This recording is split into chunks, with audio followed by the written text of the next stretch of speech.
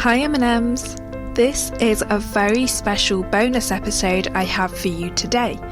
This episode is a crossover between 6 different podcasts, and as far as we can tell, it's one of the biggest podcast crossovers ever. I hope you enjoy listening as much as we enjoyed recording it.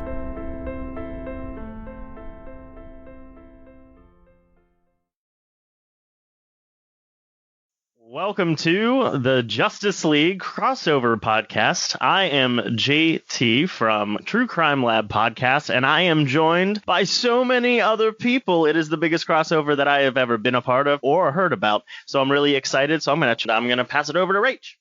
Hey, I'm Rachel. I'm one half of Mad or Bad True Crime podcast, and we are from the UK. I'm Caitlin. And I'm Amy. And we're from Eat Crime, also in the United States. I'm Kira, and I'm the host of Murder & More, and I'm in the UK. And I am Terry, the host of True Crime and Wine Time, and I am located in Texas. This is Genevieve Germain. I'm from True Crime Real Time, and I'm located in Canada. All right, thanks everybody for introducing yourself. What we're going to do today for all of our listeners is we are each going to tell a story or give a case to everybody else, and then every time that somebody tells a case, then we're going to talk about it, break it down a little bit afterwards, and move on to the next one. So this is going to be just a fun-filled crossover. I'm really excited about it, and I have the pleasure of setting the bar, and it shall be set very low. Get ready.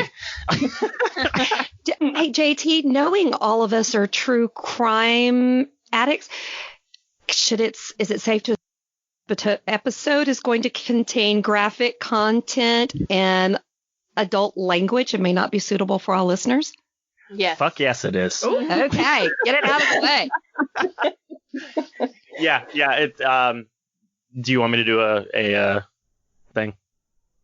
Do you want me to do we could just leave what I did. That's perfect. I like it. You've been warned. All right, so we're going to hop into my case with Harry Powers, who is also known as the Bluebeard from Quiet Dell or the Lonely Hearts ad killer. And I picked him because, well, he's kind of from around my general area, and his name was Harry Powers, and it made me chuckle. So Harry Powers was born Harm Drenthe on November 17th, 1893 in Bertha, Groningen, Netherlands. I hope I said that right. If I didn't, I'm sure at least somebody can holler at me from here. He went by a few other names during his life, including John Schroeder, Cornelius O. Pearson, and A.R. Weaver. He and his family emigrated to the United States in 1910. They lived in Cedar Rapids, Iowa, and then they moved to West Virginia in 1926. Cue banjo. Mm-hmm. However, Herman did not want to be an immigrant farmer like his father. Harry wanted a higher standard of living and planned to use the resources and opportunities available in America that were unavailable in his home country to gain money. When 1927 came around, a year after moving to West Virginia, he married Luella Strother, and I can think of no more West Virginian name than Luella. Except if May was in the middle of it. Luella May. Luella May. Yeah, you're probably right. Luella May. So Luella was the owner of a farm and grocery store. Luella had posted a Lonely Hearts ad in the Lonely Hearts magazine. This interested me, of course, and I had to do some research into this Lonely Hearts thing. Does anybody know about the Lonely Hearts ads and what they are? Sounds kind of like maybe like Tinder for the older generation. Paper Tinder. Yeah. Yes, that's pretty much what it is. Old-time hookup ads. Humble for the humble. They go back, like, historically, don't they? Because I did a case on Belle Gunness, and that was kind of late 1800s, early 1900s, and she was using Lonely Hearts ads to basically find people to kill. And it worked. I did not know they went that far back.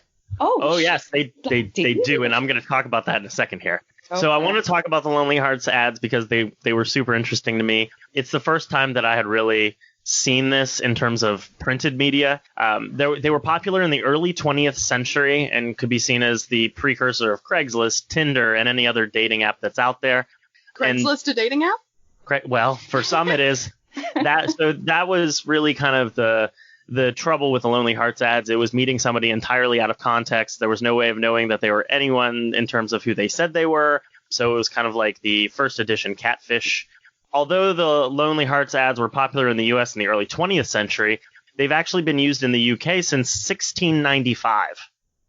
And the first to appear was by a 30-year-old man with, quote, a very good estate, announcing that he was in search of some good young gentlewoman that has a fortune of 3,000 pounds or thereabouts. Most reading it would have kind of gasped at his ambition, as 3,000 pounds is the equivalent to around 300,000 pounds today. Wow.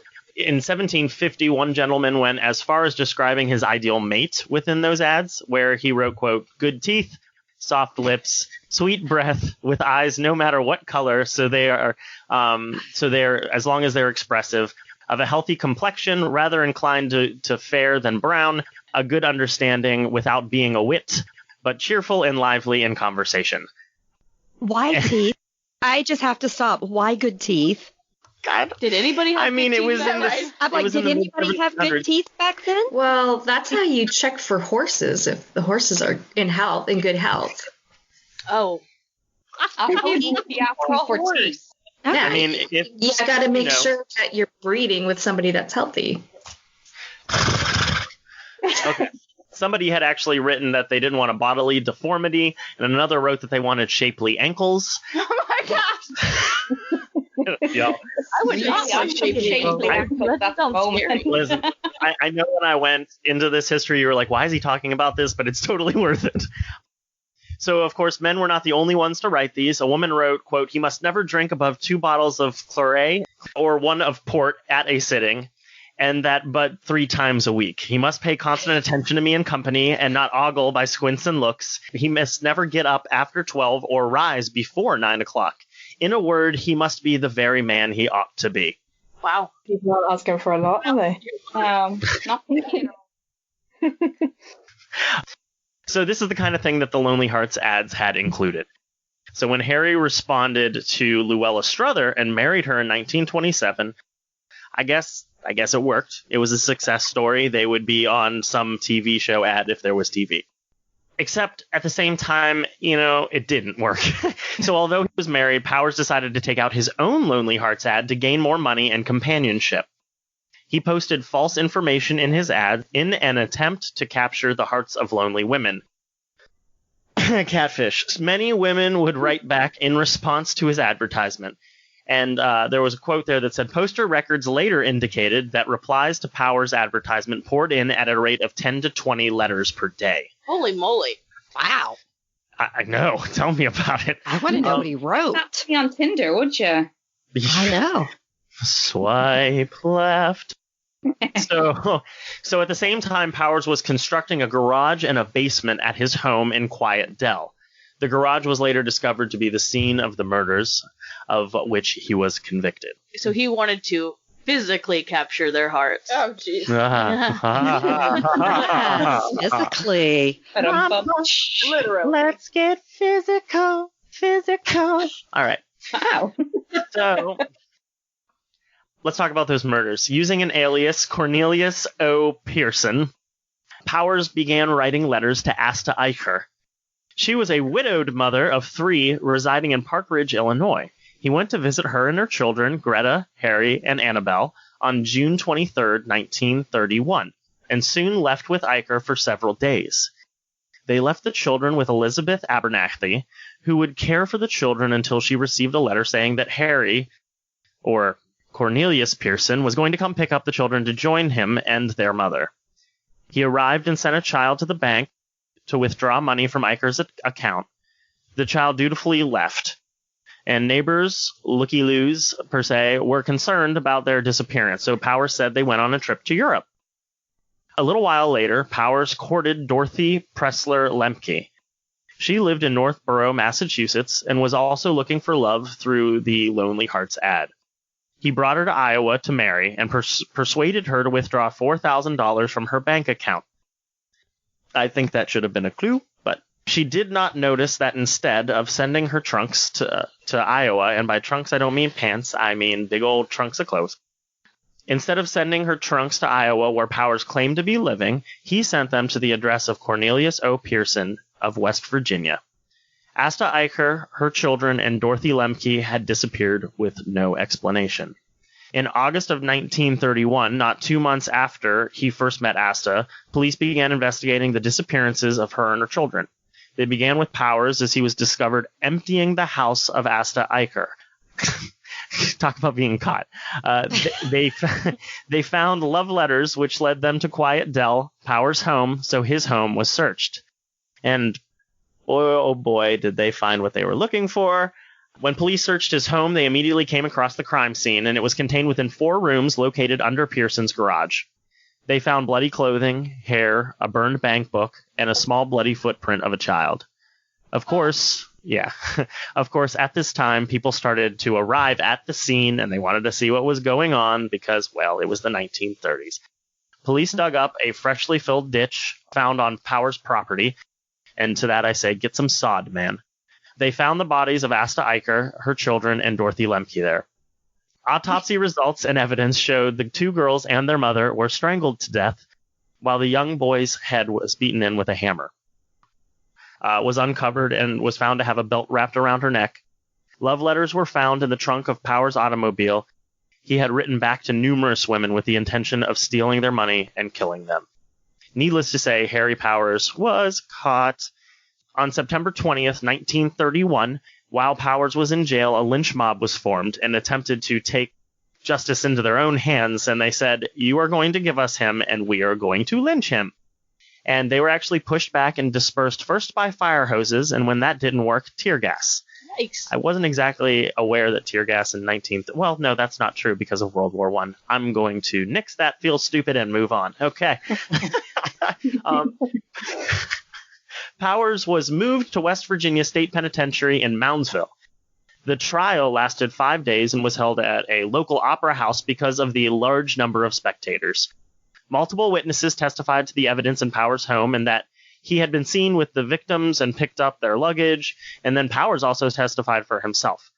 But on December 12, 1931, he received his sentence from the judge. Judge John Southern stated, "It is the judgment of the court that you be taken to the state penitentiary at Moundsville, there to be kept and treated in the manner provided by law, and then hanged by the neck until dead on March 18, 1932, between the hours of sunrise and sunset."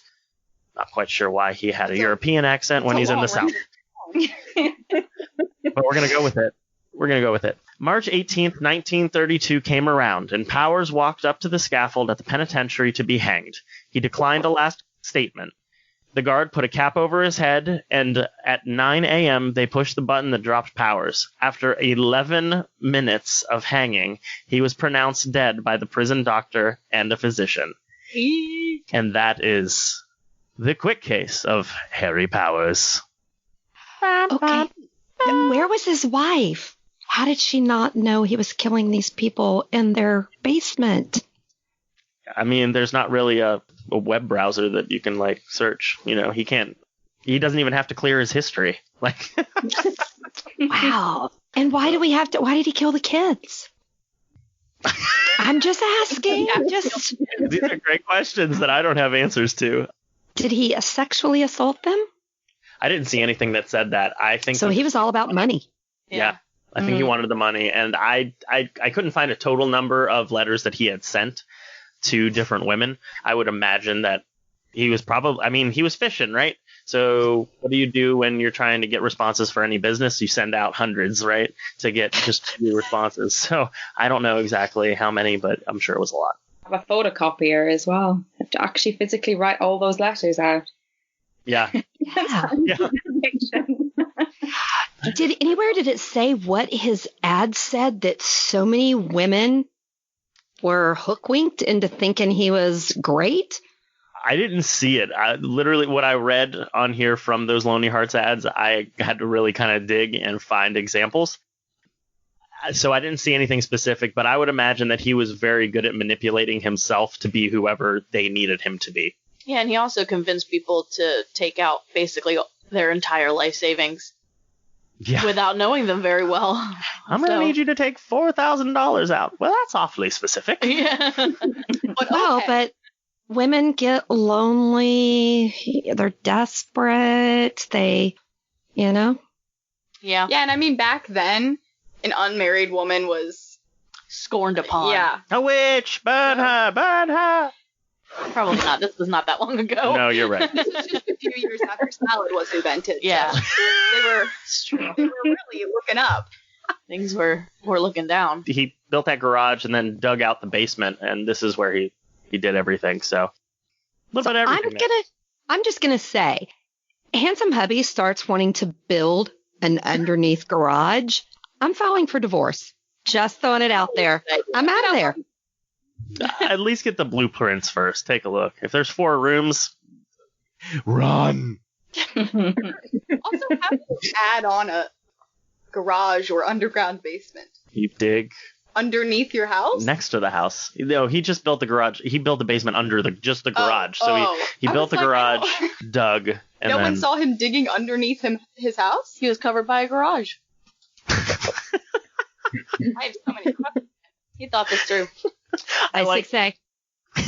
On the news last night here in Texas was a 1 mile long tunnel dug from Mexico to Texas. I heard about that.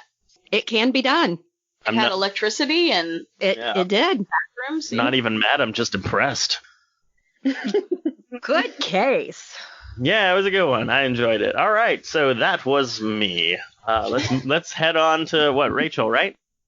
Yes. All right. So I really wanted to tell everyone a really sad story, actually, of a really vulnerable lady who sadly met her demise at the hands of her 2 carers.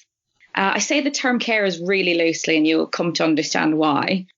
There was actually an amazing BBC documentary not so long ago on her case, which I think is still available now if you're interested in watching it. And it just inspired me to tell you all her story, because I believe, sadly, there are many, many, many other vulnerable people in our society, and they do fall through the net. And this is an example of one such lady. So her name was Margaret Fleming. She was a lady with quite moderate learning disabilities who, for most of her life, was cared for by her father. Her father sadly passed away when she was in her early adult years, and he wished his 2 friends to be her carers. Their names were Edward Carney and Avril Jones. And, obviously he must have really trusted them to take over her care, really. During the 90s, Edward, Avril and Margaret lived in a home in Inverkip, which is a teeny tiny little village on the west coast of Scotland. It's about an hour's drive from Glasgow. Margaret tended to keep to herself a lot, and while some people knew of her in the village, generally she didn't tend to venture out much, so she wasn't really that well known in the area. In 2016, with the change of the benefit system in the UK, basically changed to a system called PIP, which is short for Personal Independence Payment, Margaret needed to reapply for her benefits. So Avril was the one to do this for Margaret, as Margaret wouldn't have been able to do it herself. And it soon became clear from social services perspectives that Margaret had not been seen by any independent person since December 1999. So this included any doctors or any social workers or any general member of the public, really. So that is a massive 17 years in which Margaret, a lady with moderate learning disabilities and therefore a lady with, health needs and needs for continuing support from social services, had not been in contact with any services at all. So 17 years. She literally vanished from the face of the earth, and the last time she was seen was December 1999. Police were notified of her disappearance and they began looking into her disappearance.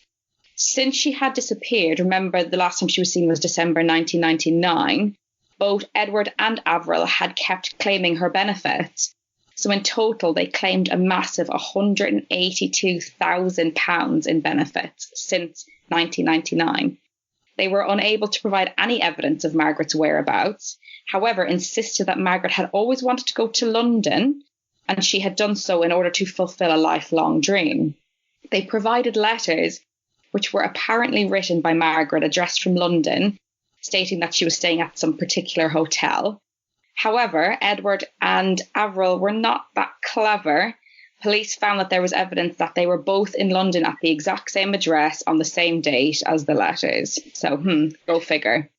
Margaret's former teacher testified that there was absolutely no way Margaret could have actually have written those letters to begin with. You know, she had a moderate learning dis. She wasn't that intellectual, unfortunately. She didn't have that ability to write in that way.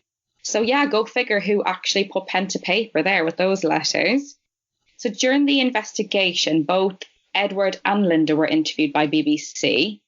Look this up on YouTube. The interviewer exclaimed how the two were living in squalor. In quotes, the floorboards creaked, plaster was coming off the ceiling, and in the back room there was a huge hole in the house with only tarpaulin between the garden and the interior.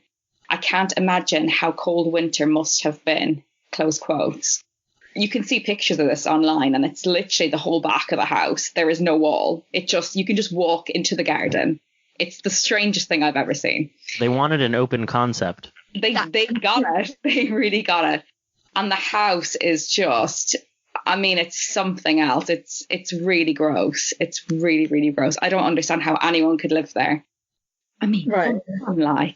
come on. Because you could build a wall. You could definitely build a wall for 182,000, I think. Yeah. I'll send a couple people over to you guys if you want to build a wall. I can think of a couple that want to build a couple. Yeah. A lot of America jokes. A lot there. of jokes with that sentence. Lots of walls to be built. So the interview was bizarre to say the least with Avril and Edward. Both exclaimed how they were disgusted at how they had been treated since the investigation commenced, and even went on to state that Linda was now working as a gangmaster in Poland.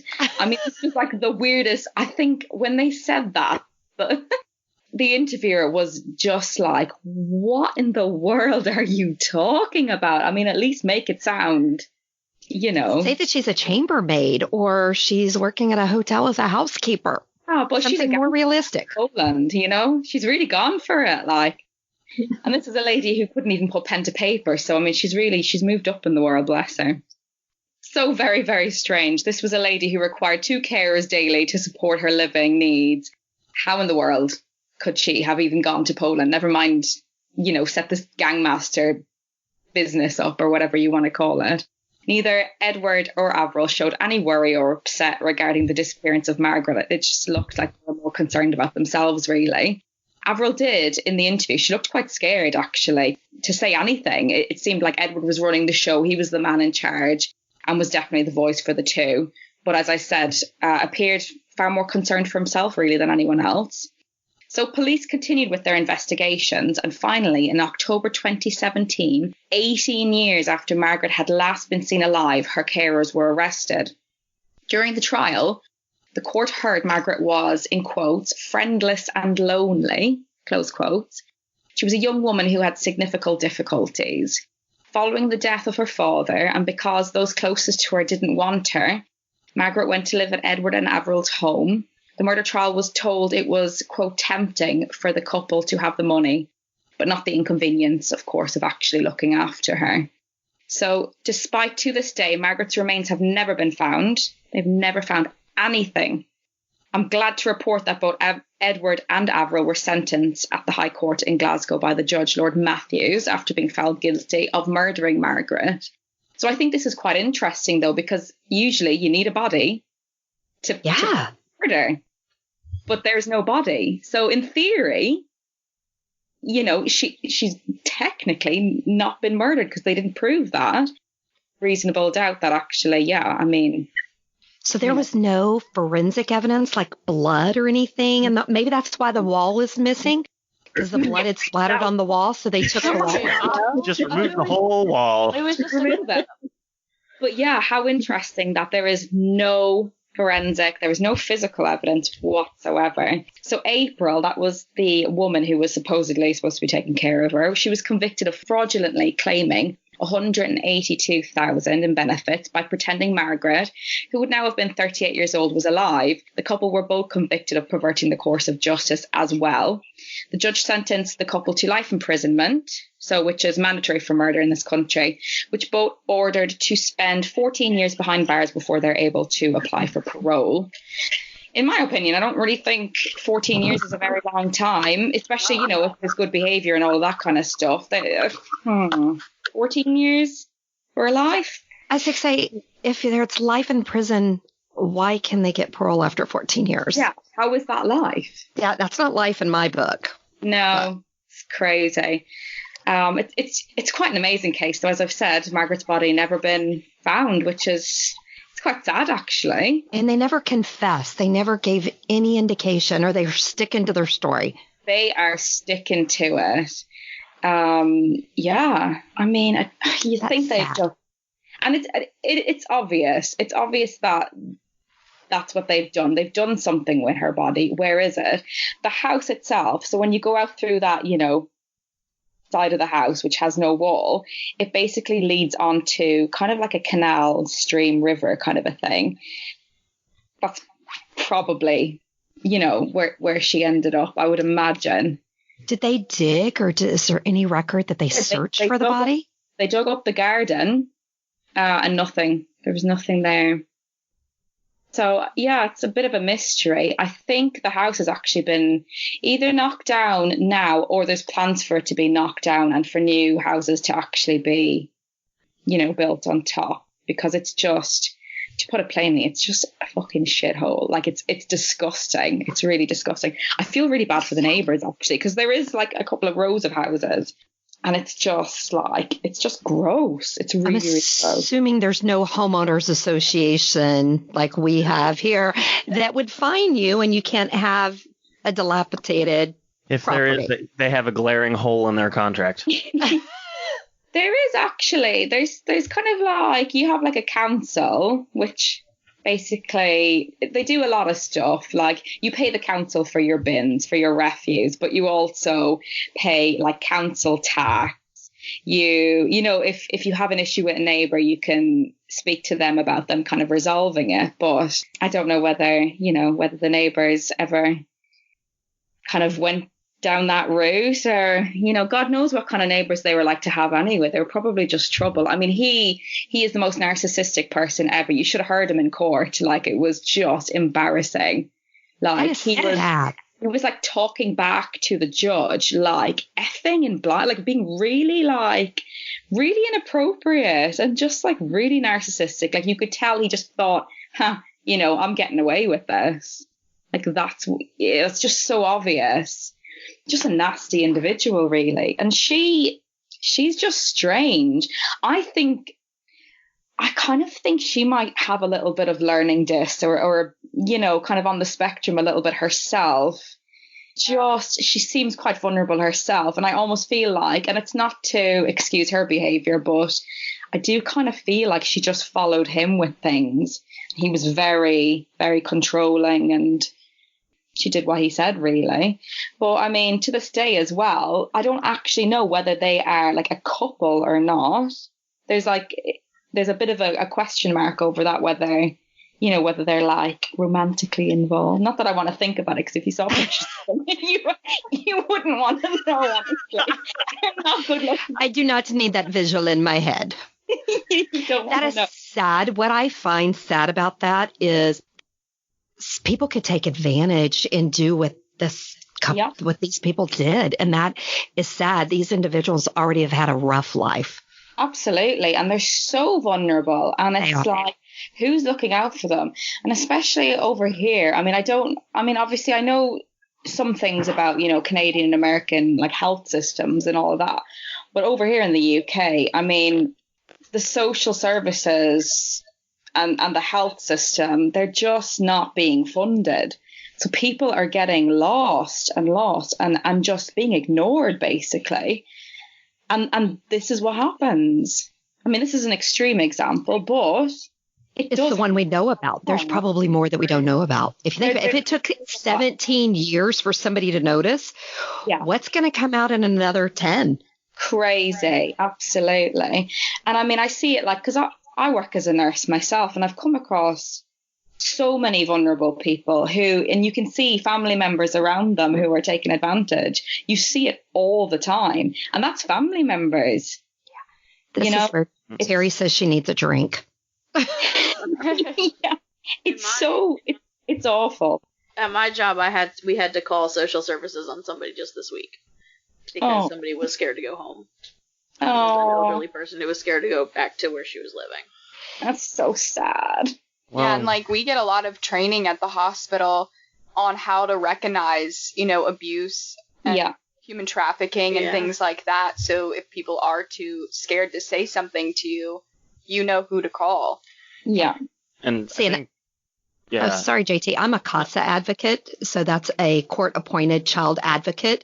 So I speak for the children, and I just have one case, and it's my responsibility to speak on her behalf to the courts.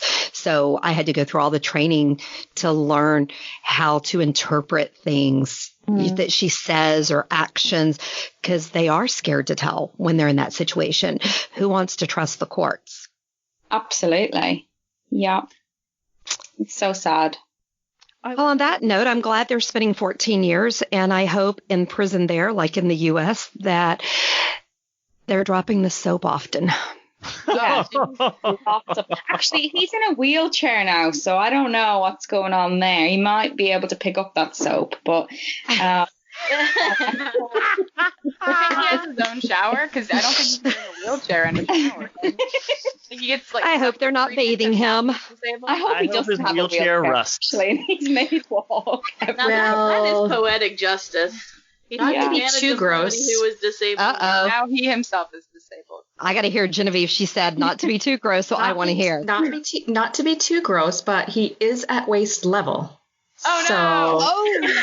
So, just saying. Hey, dropping the soap. They don't have to drop it. They don't have to drop anything. I don't think He doesn't have to kneel down to talk into the mic. Yeah. Okay, so on that note, who's next? Now I need a drink. I think I'm next. Oh. So I'm going to have to turn my computer. I don't know what view of my face you're going to get, but I need to be able to read We can and see also your talk face. into the microphone. Is this loud enough? Yes, you sound good on my end. All right. So I have a case that is also close to home. And you are? I'm Caitlin, sorry, from eCrime. I forget because we can see each other. I forget that no one else is seeing this. Unless we decide to release the video. Oh, gosh. No. filter on that, please.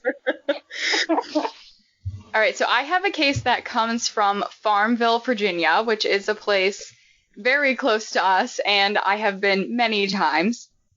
This is the case of Richard Alden Samuel McCroskey III, also known as Psycho Sam, or my favorite, Lil Demon Dog. Love Little Demon Dog. And I would like you guys to know how this is spelled.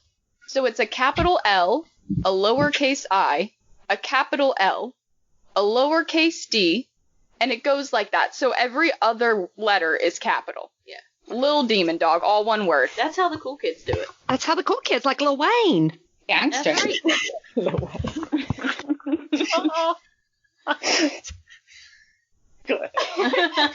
JT is out of control. He can't handle himself. So this Keep your case pants on, happened in- JT. No flirting. Oh. This happened in His 2009. wife is home, right? Sorry, is his wife there? Are y'all safe? No, she's with the kids at my in-laws.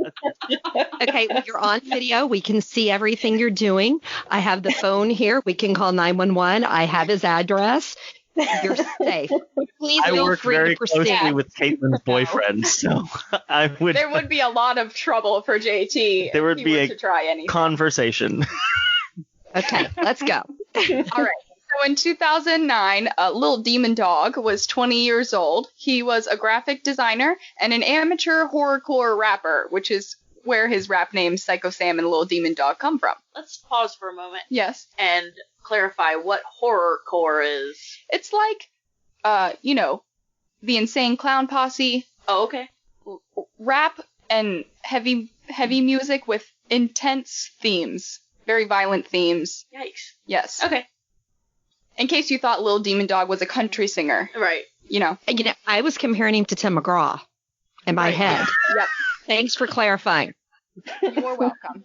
Oh no, my Garrett broke. Now I can't strangle you. It just doesn't work very well. It's not as good. So he lived in Castro Valley, California with his parents and sister and was dating a 16-year-old Virginia girl named Emma Niederbrock. This 20-year-old man was dating a 16-year-old girl. Online. Date down. Could be worse. Just the best. I want to say, hi, I'm Rick Hansen, and what were you planning on doing tonight with that little girl? So McCroskey bounced around a couple different high schools, but he ultimately dropped out. And in April of 2009, his parents asked him to move out. He was pretty upset about this, but in September, he had plans to meet up with his girlfriend Emma and her friend Melanie Wells at the Strictly for the Wicked festival in Michigan, which was a horrorcore music festival. Her parents drove her to Michigan, and after they returned to Virginia, McCroskey became angry with Emma because he had seen some texts on her phone, and he thought that their relationship was exclusive, but these texts made him feel like maybe Emma didn't feel the same. They didn't go into detail about what the texts were, but, he started feeling sort of jealous, I guess, and upset with her. And instead of just having a normal conversation, he, on September 14th, 2009, drank some beer, smoked some pot, took some painkillers, and bludgeoned Emma, her friend Melanie, and Emma's mother, Deborah Kelly, to death. Oh, I didn't see that coming. Yep. He decided to use an 8-pound wood-splitting maul, and he killed Emma last. I think they said that her friend Melanie was asleep on the couch, and then he went and killed her mother, and then Emma. Then he decided to just hang out in the house for 3 days and sleep around their dead bodies.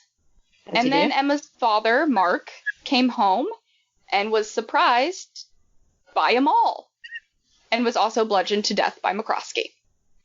So I just have to ask real quick, did her parents know she was dating a 20-year-old and they were okay with it?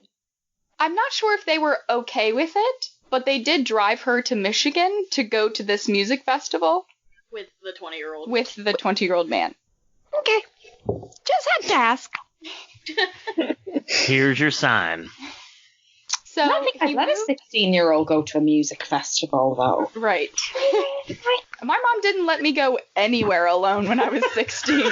My mom doesn't really let me go anywhere alone now. And especially not to that type of festival. I mean, if you wanted to go to a food festival or an arts and craft festival, but no.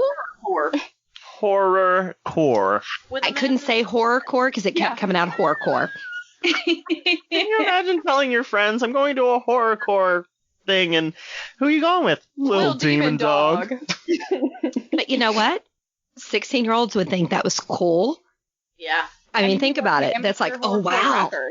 Yeah, that's cool stuff. Like, little demon dog? Can I get an autograph? Can I get some demon dog? Demon dog? Was he famous, though? Like, was he well known? It said amateur, so I mean, obviously he wasn't rapping at the festival, so how good could he have been? Then. How small was this Farmville? Like, is that an actual name?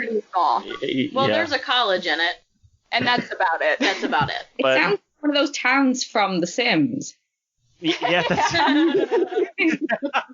kind of is what Farmville has. Well, we're very we're original in the U.S., so Farmville has farms. Yeah. And it's I imagine. town. Yeah. My grandma actually grew up in Farmville. Yeah. You wouldn't find a lot of horrorcore in Farmville. There is a college, 2 restaurants, a movie theater, and a tattoo place. That's Farmville. That's pretty racy for Farmville, that tattoo place. Pretty much all you need, right? All the essentials. Not even a grocery store. Just straight to the next town for that. So after he killed the entire family and Emma's friend, he moved all of the bodies into Emma's room, where Emma was killed and she was laying for the whole 3-day situation. And then he attempted to clean up the den where the crime scene was. Okay. McCroskey then stole Emma's Mark's car. And after several days, he was eventually arrested at the Richmond International Airport, where he was found sleeping in the baggage claim. 20 minutes away from where we are recording right this very moment. Well, I just have to say I gave it a goog, just to see if Little Demon Dog was like popular. Yeah, he was the promoter of Serial Killin' Records. Says it all. So says Google. So he was an amateur, but he actually had a record deal. Yeah. And he threw that all away by murdering people. You had a future. That is the ultimate horrorcore. Well, and we have stories of, dark black metal where they've murdered bandmates, or they've put their bandmate who's committed suicide on the front album cover, thinking that it makes them it gives them street cred. Yeah. And so I wonder if there was a bit of that here on top of the emotions.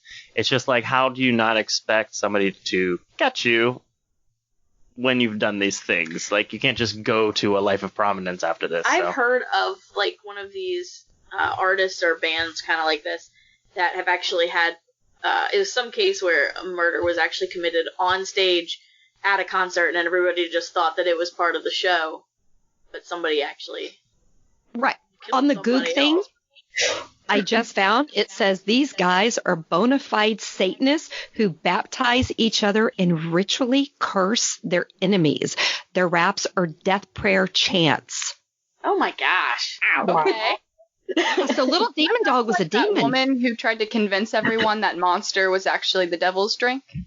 Have you seen that video? I have seen that She's video. look at these stripes. Yes. Let's just say that I'm not going to be adding that playlist to my Spotify account anytime soon. Nope. I agree. So what happened to Little Demon Dog?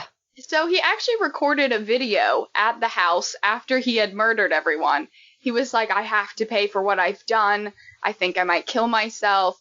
But then he decided to leave and catch a flight back to California. But before he got on the plane, they arrested him. And this is the sad part. So Melanie, Emma's friend, had called the police and said, hey, haven't heard from my daughter. I don't know what's happening. I called the house a couple times. This boy answered, and he's given me a different story every time I call. So the police go over, they knock on the door. McCroskey answers, and he's like, hey. And they're like, hey, we're just checking up. Where's Melanie? And he goes, at the movies. And then the police go, okay. And they leave. Of course. So then Melanie's mom calls the police again and says, hey, still haven't heard from my daughter. That was a really long movie. And so they go back again, and then they find the bodies. And then they go to the airport, and they find him at the airport. So they obviously bring him to the court, where he is sentenced to life in prison. And he is currently serving time in the Red Onion State Penitentiary.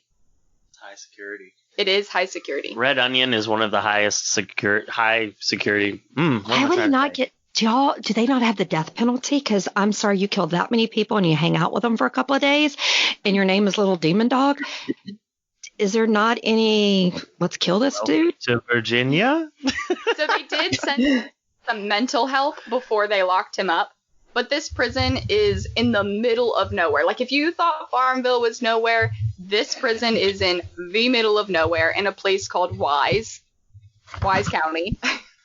Yeah, Red Onion I've been there. It has a very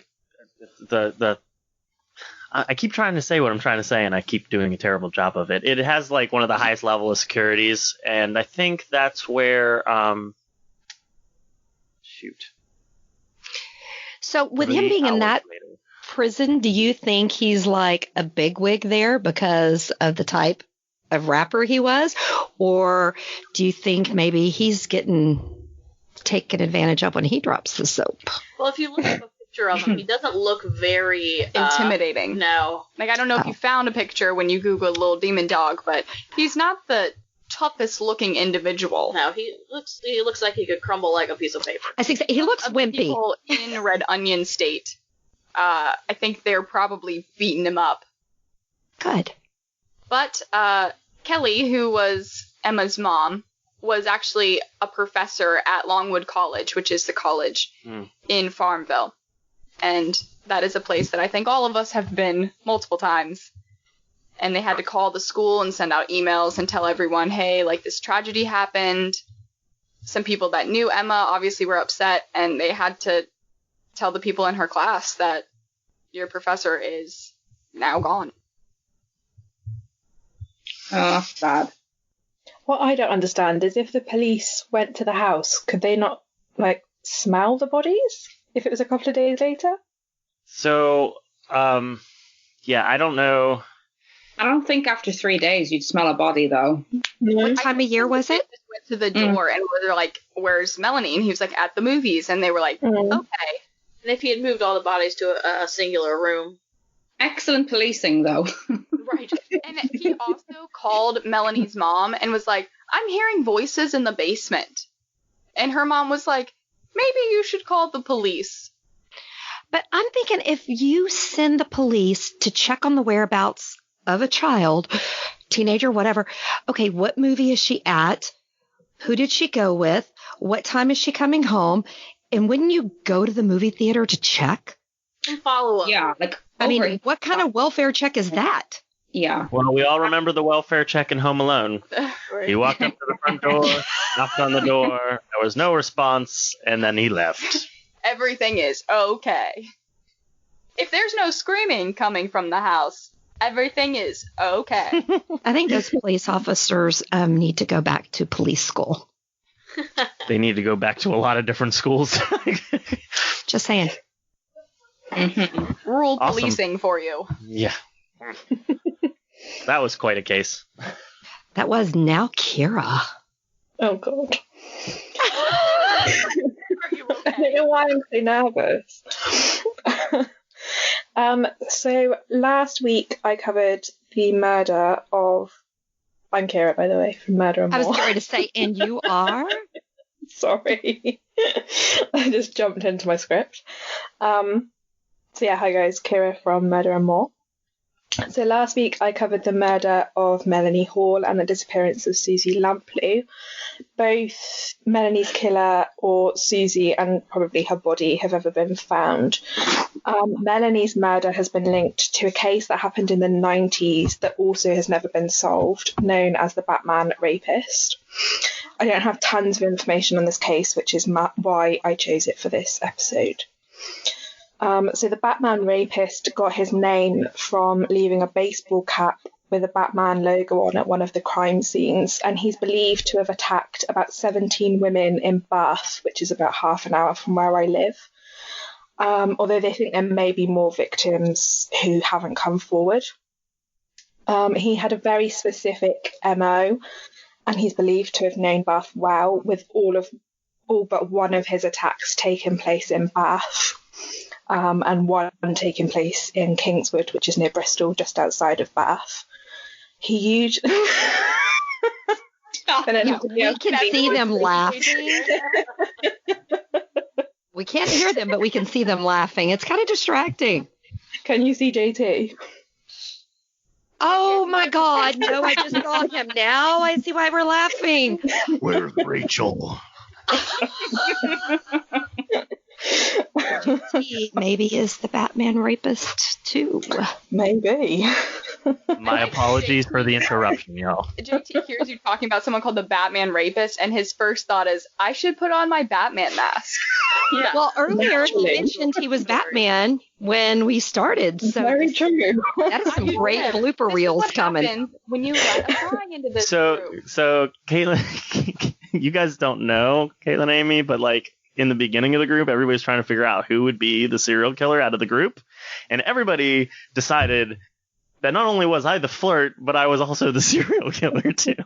And I'm gonna have the body for it. Two characters Yes. cross paths, yeah. Thank you for saying that, as we are now in your Alone office. in your house. Okay, so I have to hear more about that. I have Yes, never I'm heard of sorry. the Batman Rapist. Neither had I. Where was I?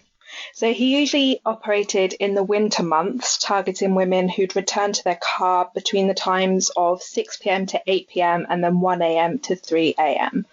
He would abduct these women at knife point and instruct them to drive to a secluded area where he would rape them. Once the attack was over, he would then force these women to drive back to the area that he'd taken them from. Another very specific act he did was to remove their underwear but ensure that they put their tights back on once the attack was over. And one woman he attacked wasn't wearing tights, so he made her put some on that he'd brought with him. So he clearly had a bit of a fetish with tights. Yeah.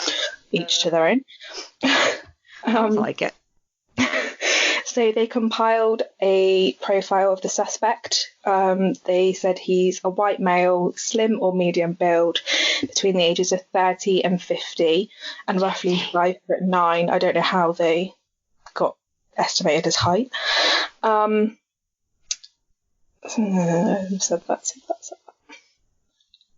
So the attack started in 1991, specifically the 21st of May, when a 36-year-old woman was abducted whilst trying to park her car.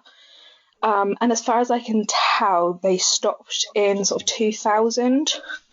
So it's pretty much 20 years since his last known attack, although it's unclear if the attack stopped or whether he died or moved to another area and the cases haven't been linked. I don't know.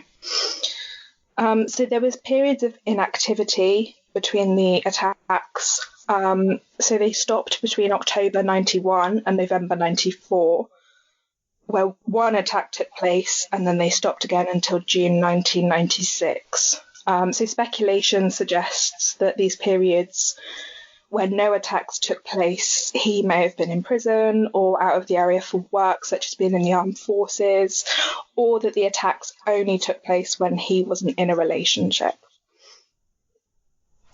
So obviously I said at the start that this is linked to Melanie Hall's murder, and that's because he was active around the time of her disappearance.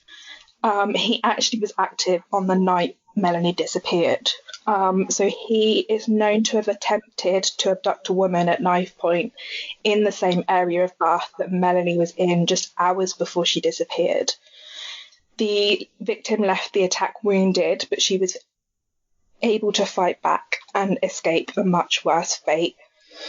I don't know how much I believe that he would go from rape to murder within the space of a couple of hours. I know most people tend to escalate in their levels of violence over time. But then, I can't remember when, but a Crime Watch appeal was out, and on the night that aired, he raped 2 more women. So I don't understand why he would go from rape to murder back to rape. So I don't know. I'm not 100% sure that I believe he's involved in Melanie's murder, but it's a theory. I have a quick question. Where he was just so mad with himself that he had done that he killed her, and then he realized that he didn't want to do that again. Maybe that's a good point. How was Melanie killed? Can anybody think? I can't remember. You have to listen to that episode. If it was something exceptionally violent, or like a crime of passion sort of thing, or by knife, because he I'm just reading the script. Sorry, I've forgotten already. That's okay. I wondered, since you said he was active at some times and went dormant and came back, since he's called the Batman rapist, was there any correlation to when Batman movies came out and publicity for the Batman movies? Because I'm thinking if he had a Batman hat, had a new movie come out, whether George Clooney was Batman or whether it was one of the others, was that around the same time? Very interesting. I haven't seen anything about that, so I couldn't tell you. JG, do you know when the Batman movies came out? I don't. I know that most of those George Clooney movies would make me want to murder somebody, but no. I just wondered if that's why he had a Batman hat, because, it was popular at the time. Yeah. I mean, no, that's a great question, actually. I had never heard of him before. I'm interested to do a little bit more digging on him. Yeah, that's fascinating to me, why he would go rape, murder, back to rape, unless it wasn't. He was like, well, everybody else goes this way, and then he's like, no, I'm good with one over the other. Maybe that murder was a necessity. Yeah, I don't know. Yeah, Rachel, maybe. you got any thoughts on that? Genevieve got didn't that. hear ya. You look like Sabrina with your black cat. I know, and she keeps trying to walk over the keyboard. I'm like, stop. Joking Uh, method. Rach, did you have anything in terms of like any knowledge of going from one extreme or a lesser extreme to an extreme and back? I find that really odd, to be honest. Yeah. I do too. I find Yeah. that really odd. I mean, as you've said, though, I mean, maybe it was a mistake as such. You know, he went too far, and then he realized, actually, that doesn't really do it for me. Yeah. Maybe it was too messy. Yeah. Perhaps. Yeah, because I know with Melanie, she suffered blunt force trauma to the head. They couldn't find out what exactly killed her, and then her remains were found. Or maybe however long ago. situation itself, you know, he had to for whatever reason, but that That was a really necessity. what Or maybe it was an accident. You know, he was like Yeah. being really rough with her, and she ended up Yeah. hitting her head or something. Yeah. And he just Yeah, maybe. But Yeah, I was wondering it kind of seems like he didn't get what he wanted to get out of murdering somebody. Maybe it was just the Yeah. way that he kind of. A lot of people well, not a lot of people, but a lot of like maybe knows a lot of murderers. a lot of bad people. Like the idea of leaving somebody to have to live with it. for Yeah, the 'cause rest of their life, it's even you know? more sick, isn't it? It is. It in a is. way. But So, Kira, they never found the Batman rapist. Is that correct? No, so let me go back to the Do script. they have any DNA from him? Because if so, I think we should. say that. Yeah. So they do have a DNA profile from one of the crime scenes, and in JT. 2001, they compared it to more than 2,000 DNA profiles, but unfortunately, they've never been able to find a match. It's Britain's longest running serial rape investigation, and there have really been no leads. And like I said, the last attack was 2000, so I wonder may if not they've put it up on one of those geology sites. Like they found the Golden State Killer, like my profile's out there. I really hope the police have put it up there. The You would laws are hope so. different. Yeah, but the laws are different in different areas. Like in Canada, there's due to different privacy laws, they're really not able to do that here at that point. Oh, I don't know what is over here, Rach. Do you know? I don't actually know. That would be interesting, though, to find that out. Yeah. Definitely. And then every investigation is about at least $100,000. So depending on the budgets of the different departments, they might not be able to afford to send off their DNA maybe as frequently as somebody else, especially for GED match, because the sequencing is a little bit different. but I mean, you said they tested 2,000 people, so they're spending money testing. Yeah. And I don't know how, whether. Pardon? I didn't hear that. Well, it might not be that he's not active. He just might be in a different country, Yeah, different maybe. area. Yeah, or changed his MO. Or he's Yeah. dead. And if, Oh, if he's the dead, only yeah. thing they Or in have jail. is the Batman hat, then it's probably really hard to link him to something else. I think that was only left at one crime scene as well, Right. so it's. Well, it's one of those things where like the public and the media hold on to one thing and they're like, oh, well, he's the Batman rapist. That's automatically it. We have a hat. And why do we give them those names? I mean, Right. why? Because it's much easier to digest a name like that than all the specifics of the actual murder. And it helps us, to me, this is my idea. This is my layman's idea. It helps us process that person and the decisions they made without making them like a human. I don't know. That's a good point. In my head, it makes sense. Don't you regret putting on that Batman mask now?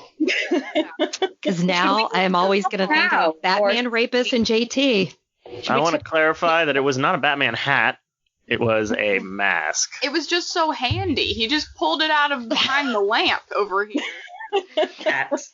Pulled it out of nowhere. We do have your address, so we know if these girls do not make it home. Thank you.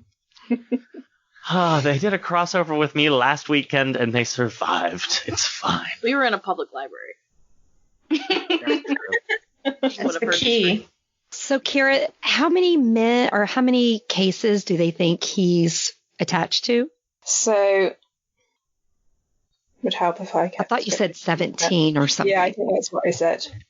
Yeah, so it's believed he attacked 17 women, but again, there may be women who never came forward. I know even now people don't like coming forward and talking about rape because people won't believe them, and I can't imagine how that was sort of in the late 90s, early 2000s. I assume it would have been even worse to talk about rape.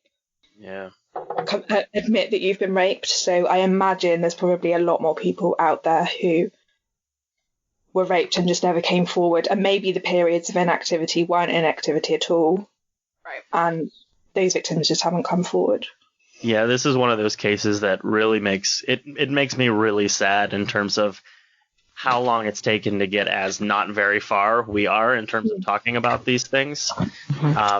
Being gay, that was not even talked about until like the late 90s, and then AIDS as well. And that's one of the things that just, it espouses more and more of these, not that, but the crimes not being talked about.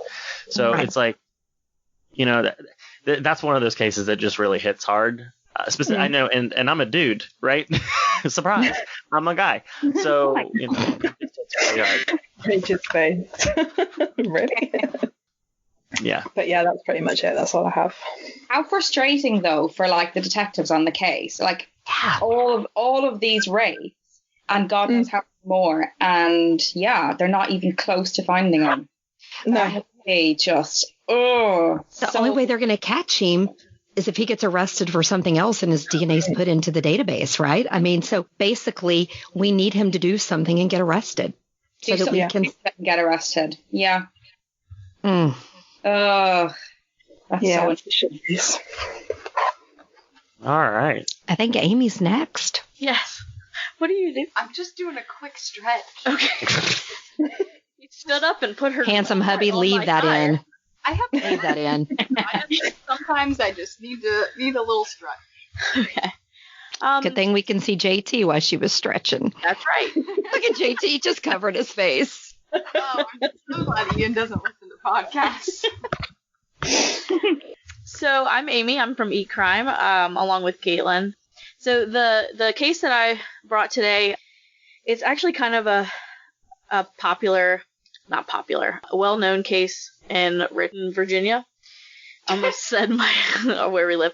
It's, if you talk to anybody about something called the World of Mirth murders, people pretty much know what you're talking about. JT's nodding his head. Yeah. Richmond, Virginia. Yeah. Okay. They know we live in. We do. Okay. No, yeah. So in Richmond. We know we live in. Yeah. The body of Treva Gray, who was the wife of Ricky Gray, was found on November 5th, 2005 in Washington, Pennsylvania. So actually this story starts a little more north than we are.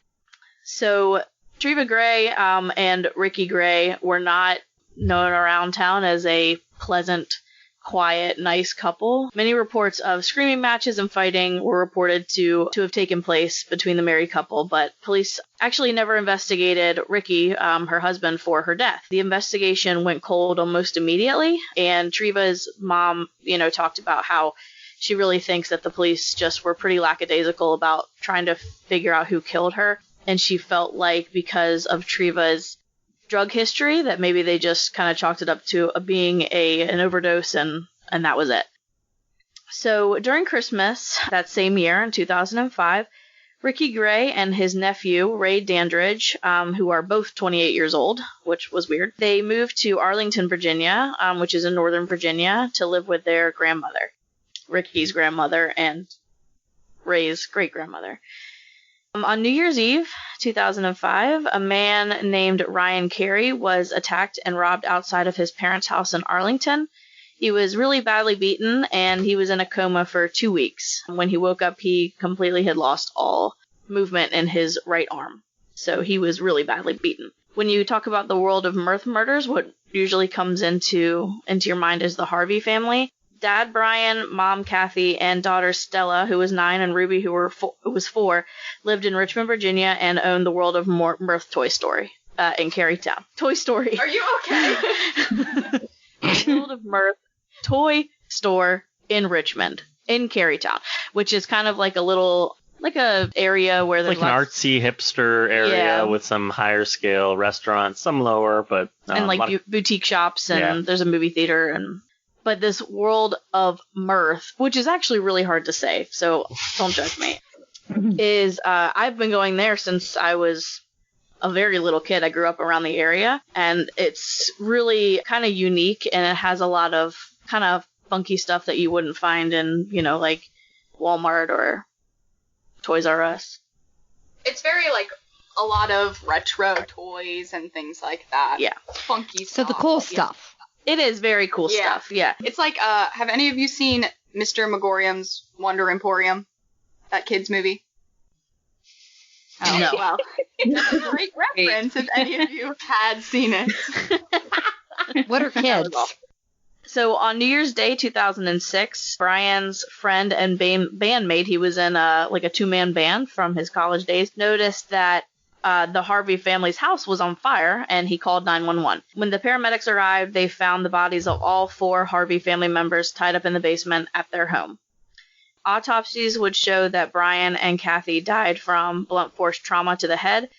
Stella, who was 9, was killed by blunt force trauma as well as smoke inhalation, and Ruby, who was 4, was killed by a punctured lung from stab wounds to her back. 2 days later, a husband and wife were robbed in their home by 2 masked men, but they were able to avoid getting tied up by the men due to their cooperation by just saying, here, take my stuff. And because the wife had a medical disability, so I think that kind of played into them being able to get out mostly unscathed. Ricky Gray and Ray Dandridge were close friends with a woman named Ashley Baskerville, who lived with her parents in Richmond. On January 6th, a neighbor and someone who had also housed Ricky and Ray called the police because she was concerned that the men had something to do with the Harvey family murders, and they were concerned for Ashley's safety because they kind of were always all together. Upon investigation, Ashley and her parents were found at their home tied up and deceased with cuts to their throats. Ashley was actually found with it was really awful, a bag, like a plastic bag around her head, and then several layers of duct tape around the bag. So, terrible, terrible way to die.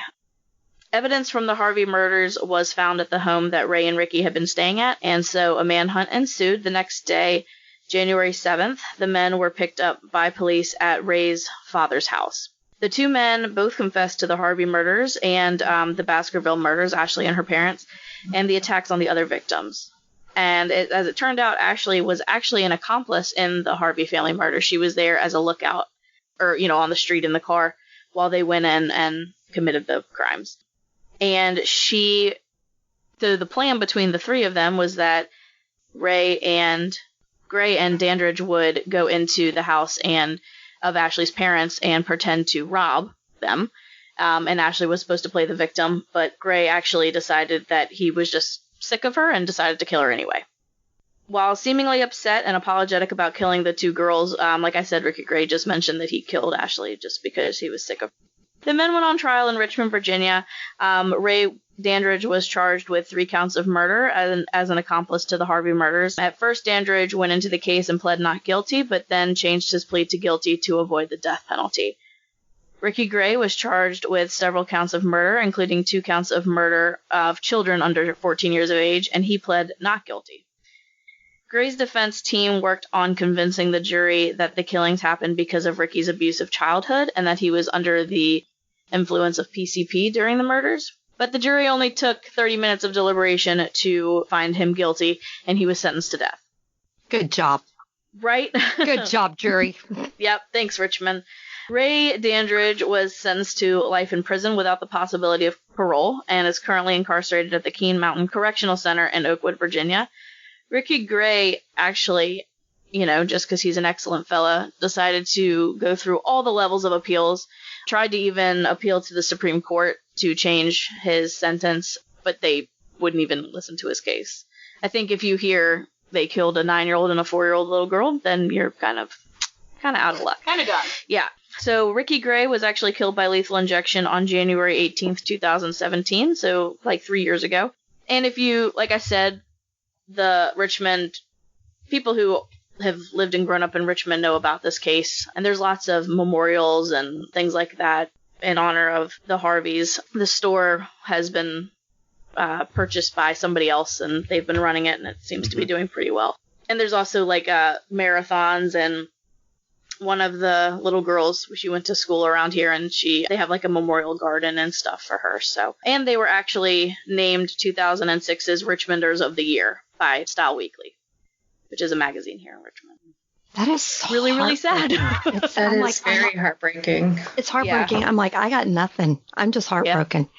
Yeah, my wife grew up around here, and she has a hard time even walking into the World of Mirth toy store, just because it brings back all the stuff that happened around that, that period of time. Yeah. She tends to take things pretty hard, but at the same time, I totally get it. So yeah, it was a pretty rough time for Richmond specifically, because they were the World of Mirth was kind of a nice establishment here. Oh yeah, and it's well known, and people knew the Harvey family, and they were well known around Richmond. They had kids in the school system and stuff, and it was just, I think, knowing that it happened in a busy neighborhood, that's not. I actually grew up in the neighborhood. The first house I lived in for like 12 years was like 3 blocks from where they were killed. Wow. So I'm very familiar with the area, and it would be, I didn't live there at the time. I'd been moved out for like 2 years, but that's horrifying to think that something that terrible can happen so close to home. It is. And I have to say, considering I just did the Michael Vick case not too long ago, I'm thinking Virginia got a lot of bad people. Just and saying. I'm telling you, the Michael Vick, the dog fighting rings, again, happened like within a mile radius of where I grew up. And another case called the Southside Strangler that I'll be covering later on. Southside, that happened in the 80s. I mean, blocks from where I grew up. Who knew? I didn't know that I was in the danger zone growing up. Yeah, so you're the common denominator. Right. Yeah. I know. I should look at myself. I thought it was Florida. Get out. Yeah, and you should be worrying about her. Amy and I wanted to do local cases for this spectacular, whatever we're calling it. And that's the official title. Yep. And we had trouble picking some because there are just so many well-known cases from Richmond, and like Amy too many to choose from. We just we never realized until we have you thought of moving? And we were like, oh, look at that, because I was going to do the DC snipers because I was in elementary school when that happened, and I remember we couldn't go outside, and Serpentine. Yeah, and we had to be ushered to the buses and everything. So once again, have you thought of moving? Yeah, I mean, honestly, I was thinking about this where I live now, which is a much more urban area. Somebody just died 3 months ago. Was shot and killed. She says urban. People get murdered in front of her house all the time. Yeah. Yeah, you're cursed, Amy. I'm coming north to Canada. Yeah. I think murder still happens in Canada. No, it doesn't. I think murder just happens, guys. It's kind of like shit happens, murder happens. Yeah. There are going to be jacked up people anywhere you go. Yep. So. Okay, who's next? I forget. I am, and I'm just going to give a disclaimer. This is a brutal case. Very disturbing. I'm not going to go into all of the disturbing details. This is Terry with True Crime and Wine Time, and I'm going to tell you about a case that just recently happened over Christmas that broke my heart. It's very disturbing. I'm not going to get into all of the crazy details. I'm also going to try to focus more on the victim than the person who did it. JT's already looking. He knows it's going to be uncomfortable for him. Kevin Richard Bacon was born November 28th, 1994 to Carl and Pamela Bacon of Flint, Michigan. Kevin was like most 25-year-olds today who have an online social media presence and account and uses dating apps to meet others. Kevin was a trained hairstylist and a very proud member of the LGBTQ community who had plans with his family on Christmas Day, 2019. Sadly, Kevin never made his Christmas Day events, and his dad reported him missing on December 25th.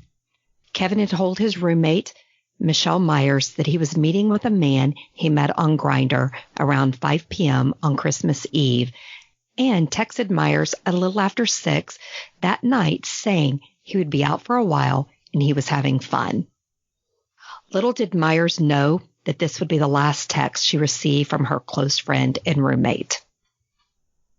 Carl Bacon, Kevin's father, met with police on Christmas Day and found his son's car in a parking lot with his cell phone and wallet inside. Kevin's car keys were the only things police could determine were missing from his car. The Bacon family and friends organized a search party and began looking for Kevin, but did not have any luck finding his body. On Saturday, December 28th, the police went to the address of 703 West Tyrrell Road in Bennington Township, Michigan, the home of Mark Lutinsky.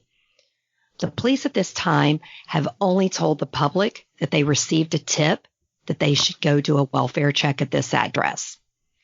Mark Lutinsky was polite to the police when they arrived and granted them access to his home and permission to search his house. He was like, "Come on in. Feel free to help yourself." Upon searching the home, police found a naked body hanging from the ceiling in the basement. The body was hanging from the ceiling, bound at the ankles, and had been stabbed in the back. The throat had been cut, and the testicles had been removed. Oh my gosh.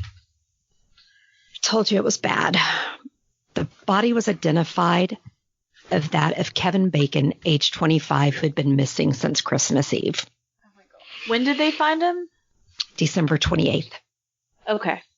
So just a couple of days. Right. Police took the homeowner, Mark Lutinsky, into custody and straight to the police station. Lutinsky immediately admitted to tying up Bacon and to killing him.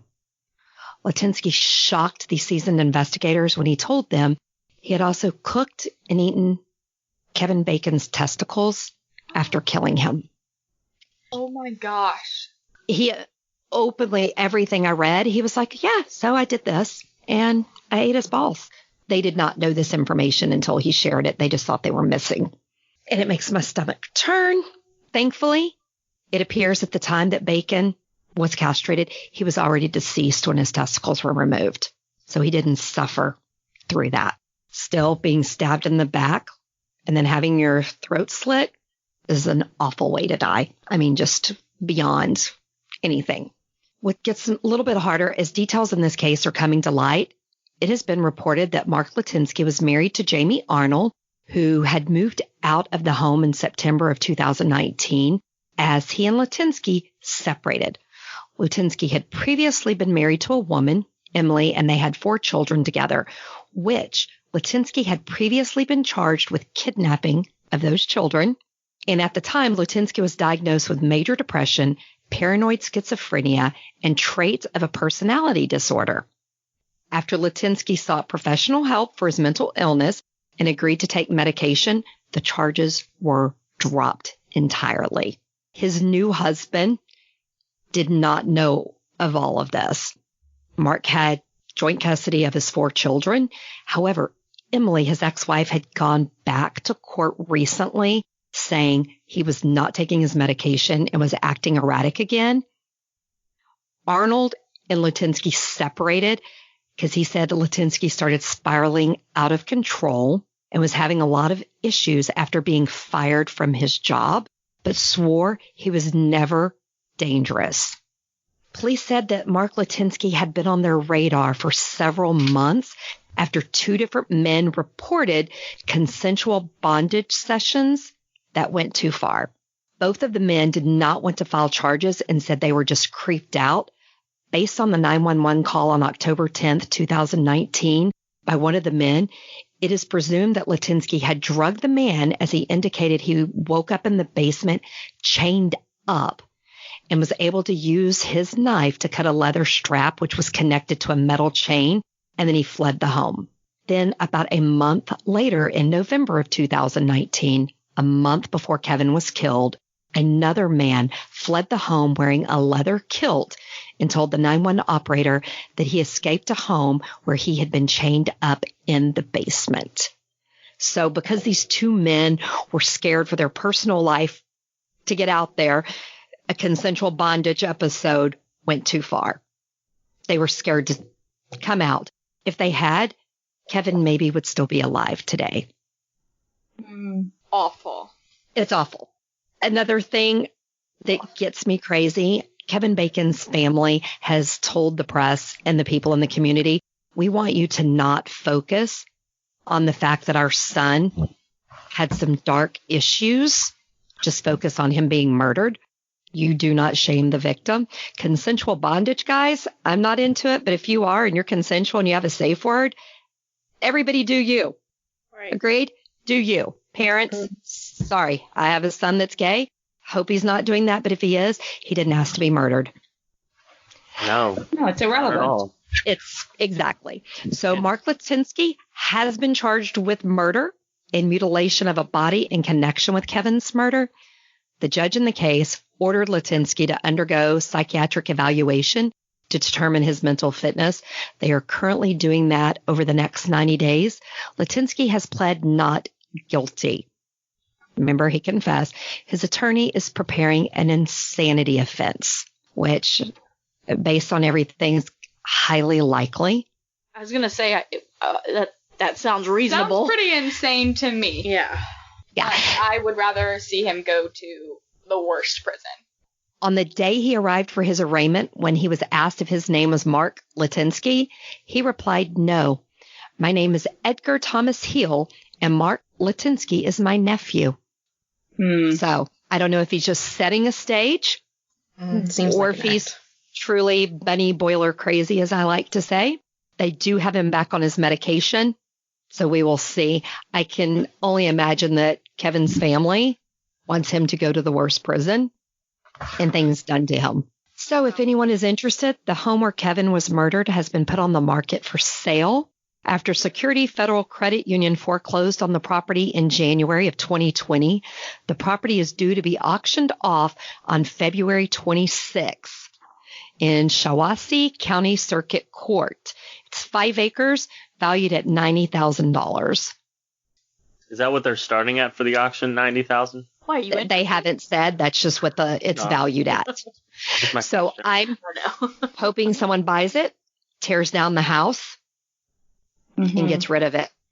That's seems what I'm like kinda a hoping. Very fast turnover. He was already in default for not paying. Oh.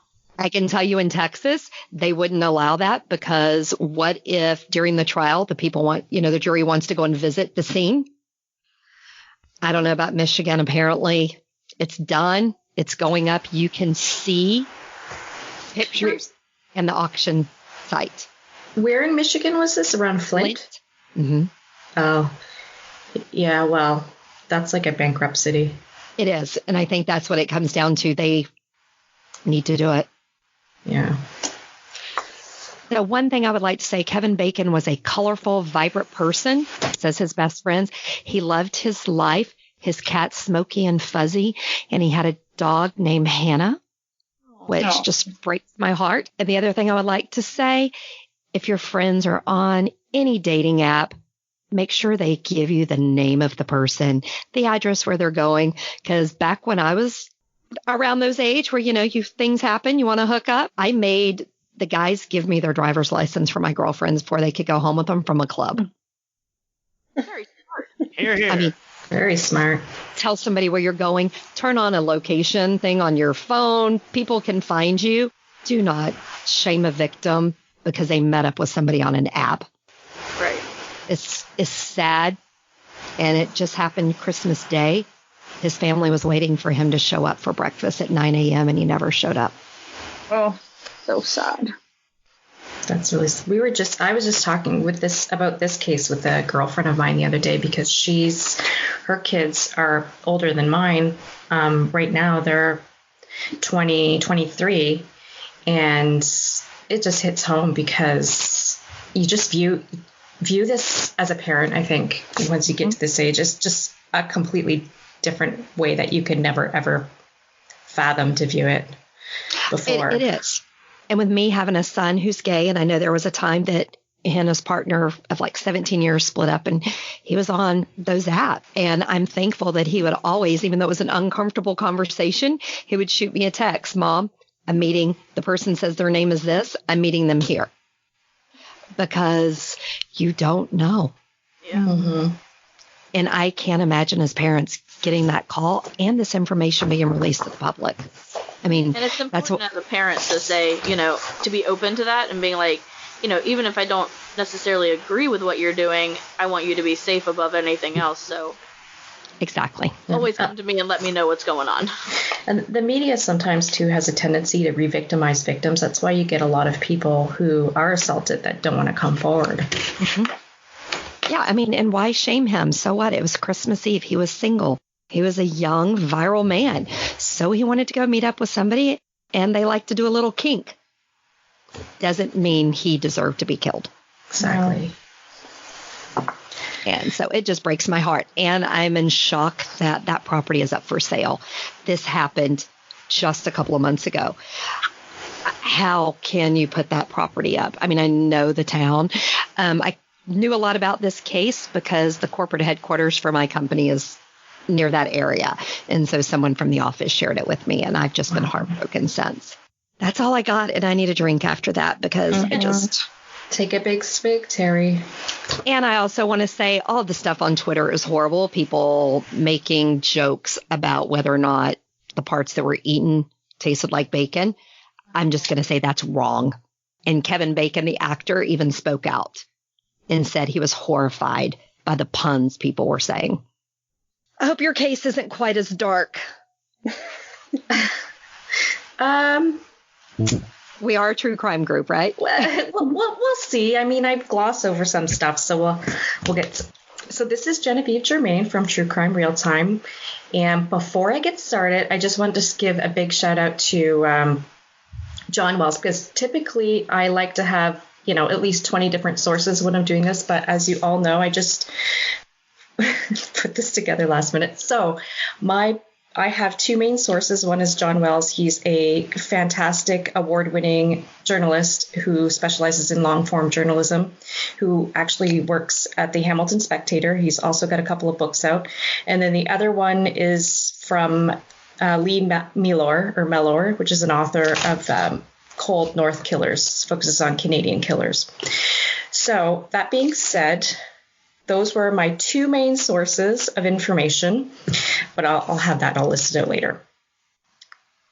So we'll try to do this. I thought long about how I wanted to tell this story because there's a lot of different kind of moving parts, but I'll start with this. So we're going to center around Pasquale. Pasquale was often called Pat by his friends and family. He was the firstborn son of Ruth and Flavio and the apple of Ruth's eye. She just adored him. It was her firstborn son. They were really, really close. Pat was 26 at the time, strong, burly. He was a father to a little girl from a previous relationship. He lived in the family home with his parents and all his brothers and sisters. Living at home at 26, typically very normal for a European descent family, especially Portuguese, Italian. They stay at home until they get married. It's odd if they do move out. In fact, it's discouraged. So Flavio started a renovation construction company. It was pretty successful. All of his boys work for him. So Pat obviously worked for him. Pat was a talented worker. He'd won awards when he was younger for woodworking. So in that respect, he was kind of artistic. They're a very close-knit family. They did a lot of family events together. The kids would come and go out of the house. So it wasn't, super strict. They were in their 20s, so they would come and go. But typically, out of respect for their parents, they'd be home every night for sleeping. So if they went out to the club, if they went out to the bar, if they went to go see their girlfriends, they'd still come home at some point during the night and stay there, and they'd be woken up the next morning. They'd be at home. So it was Saturday before Father's Day in the year 2000. Pat went to spend time with his girlfriend, Charlisa, and her 3-year-old blonde little boy, Eugene. Eugene loved Pat when Pat was around. He's always making him laugh.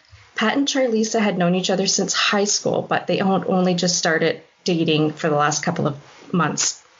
At some point on Saturday, Pat said goodbye. He left Charlisa and little Eugene and went to meet up with a couple of his friends for a few drinks. At around midnight, they decided to call it a night, I guess. They were like, forget it. And they dropped Pat off at his home. They had big plans the next day for Father's Day as a family. But shortly after he got home, he got a call on his cell phone from Charlisa, his girlfriend, asking if he could come over for a bit. And obviously he wanted to. So he picked up his dad's keys, took the white work van with him, drove the 15 minutes to Charlisa's place. And they spent some time together.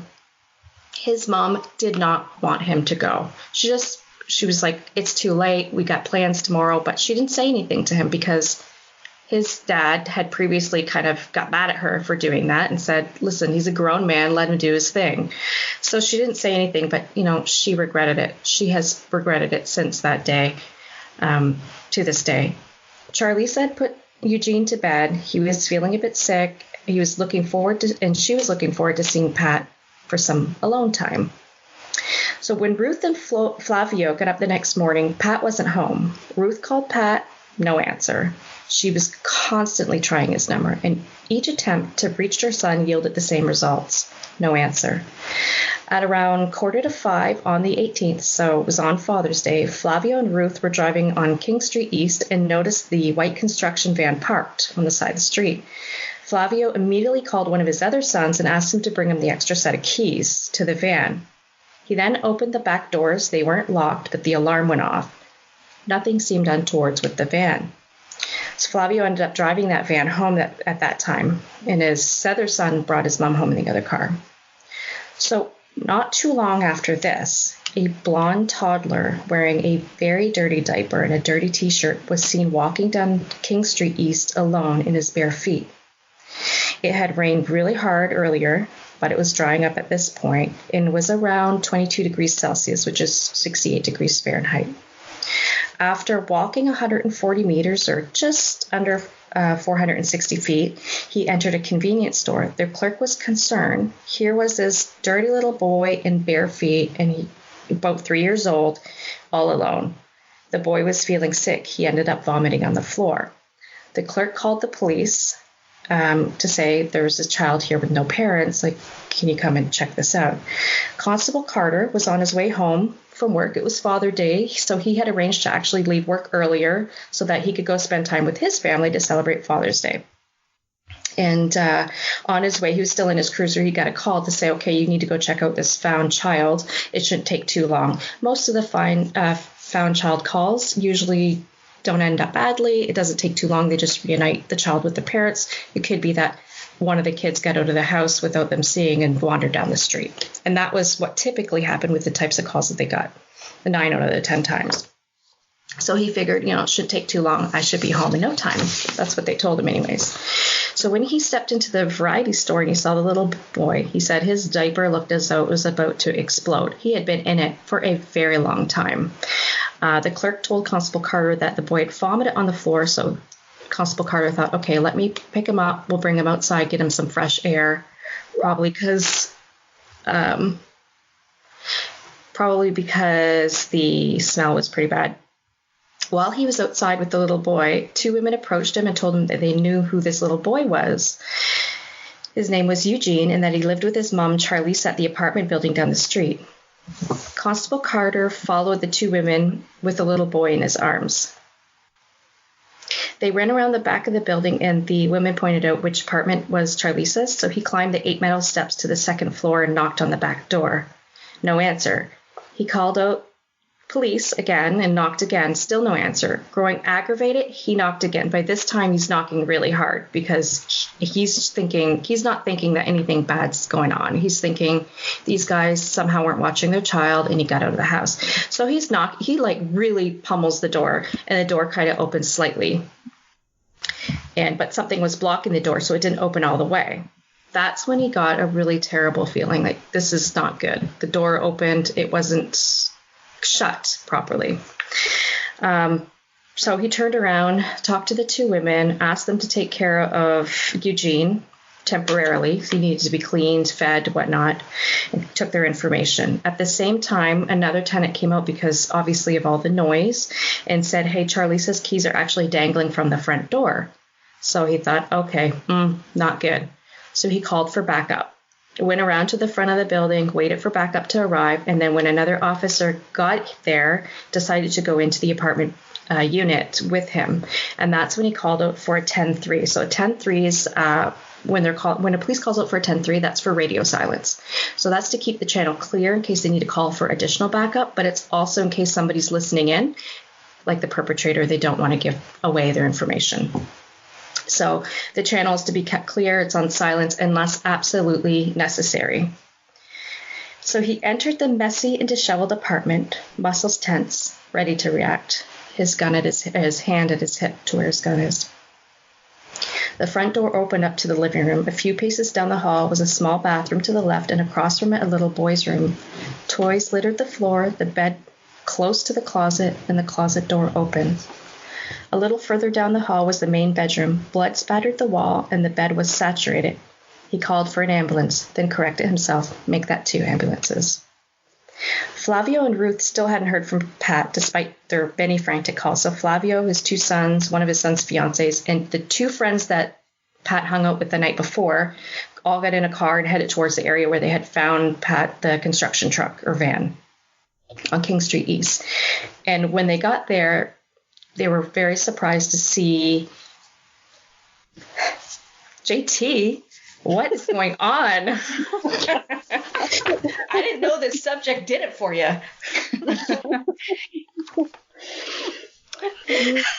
Sorry, but Caitlin sat up when JT was underneath her. So, he was off finishing himself. So I was just finishing the script. Oh, my goodness. Okay, well, I don't even know anymore. I have to say, my heart is hurting for this kid in this diaper. I'm just... Yeah, it's... Get the kid a clean diaper. Yeah, I know it's really sad. And there's a more sad part in here, but it's sad. He was so little, right? And he was there at the time. So, anyways, the next day, his dad went with his entourage down to the area where the van was, and when they got there, it was just covered in yellow police tape. There was a bunch of uniformed and out of uniform police, as well as a bunch of reporters. And he went to the police officer, and one of them told him, well, there's a double murder. So they were freaking out a bit about that. And Ruth was like praying and praying and praying that it wasn't her son, but it ended up being her son. So they thought it was a murder, not like a murder-suicide. Right off the bat. Yeah, right off the bat. So Eugene had been cleaned up and fed, placed in the care of social services. What is JT doing now? It was Terry, sorry. Oh. You needed to be here now, because now they're making all these terrible jokes. Oh my gosh. So just like stand up and show your whole body so nobody makes you any. I think we're just trying to find some lightheartedness in what's going on. You have to. So after Eugene was cleaned up, he was brought to the central station about 4 hours after he was seen wandering on the streets by himself. And they tried to talk to him because they figured he's the only eyewitness to the event, and that anything that happens in the investigation within the first few hours are going to be essential to the case. Eugene told the officers that there was paint all over Mama's walls and that he was with his shoes when things were happening. He said he was sick that night and that later Pat's van was gone and that a man rode it. The police officer asked Eugene if he woke up, and he said, yeah. And then he said, Mama's gone. The officer asked, did you see anyone hurt your mom or Pat? And Eugene said, Mom and Pat, they are gone. Mom's sleeping, Pat's sleeping.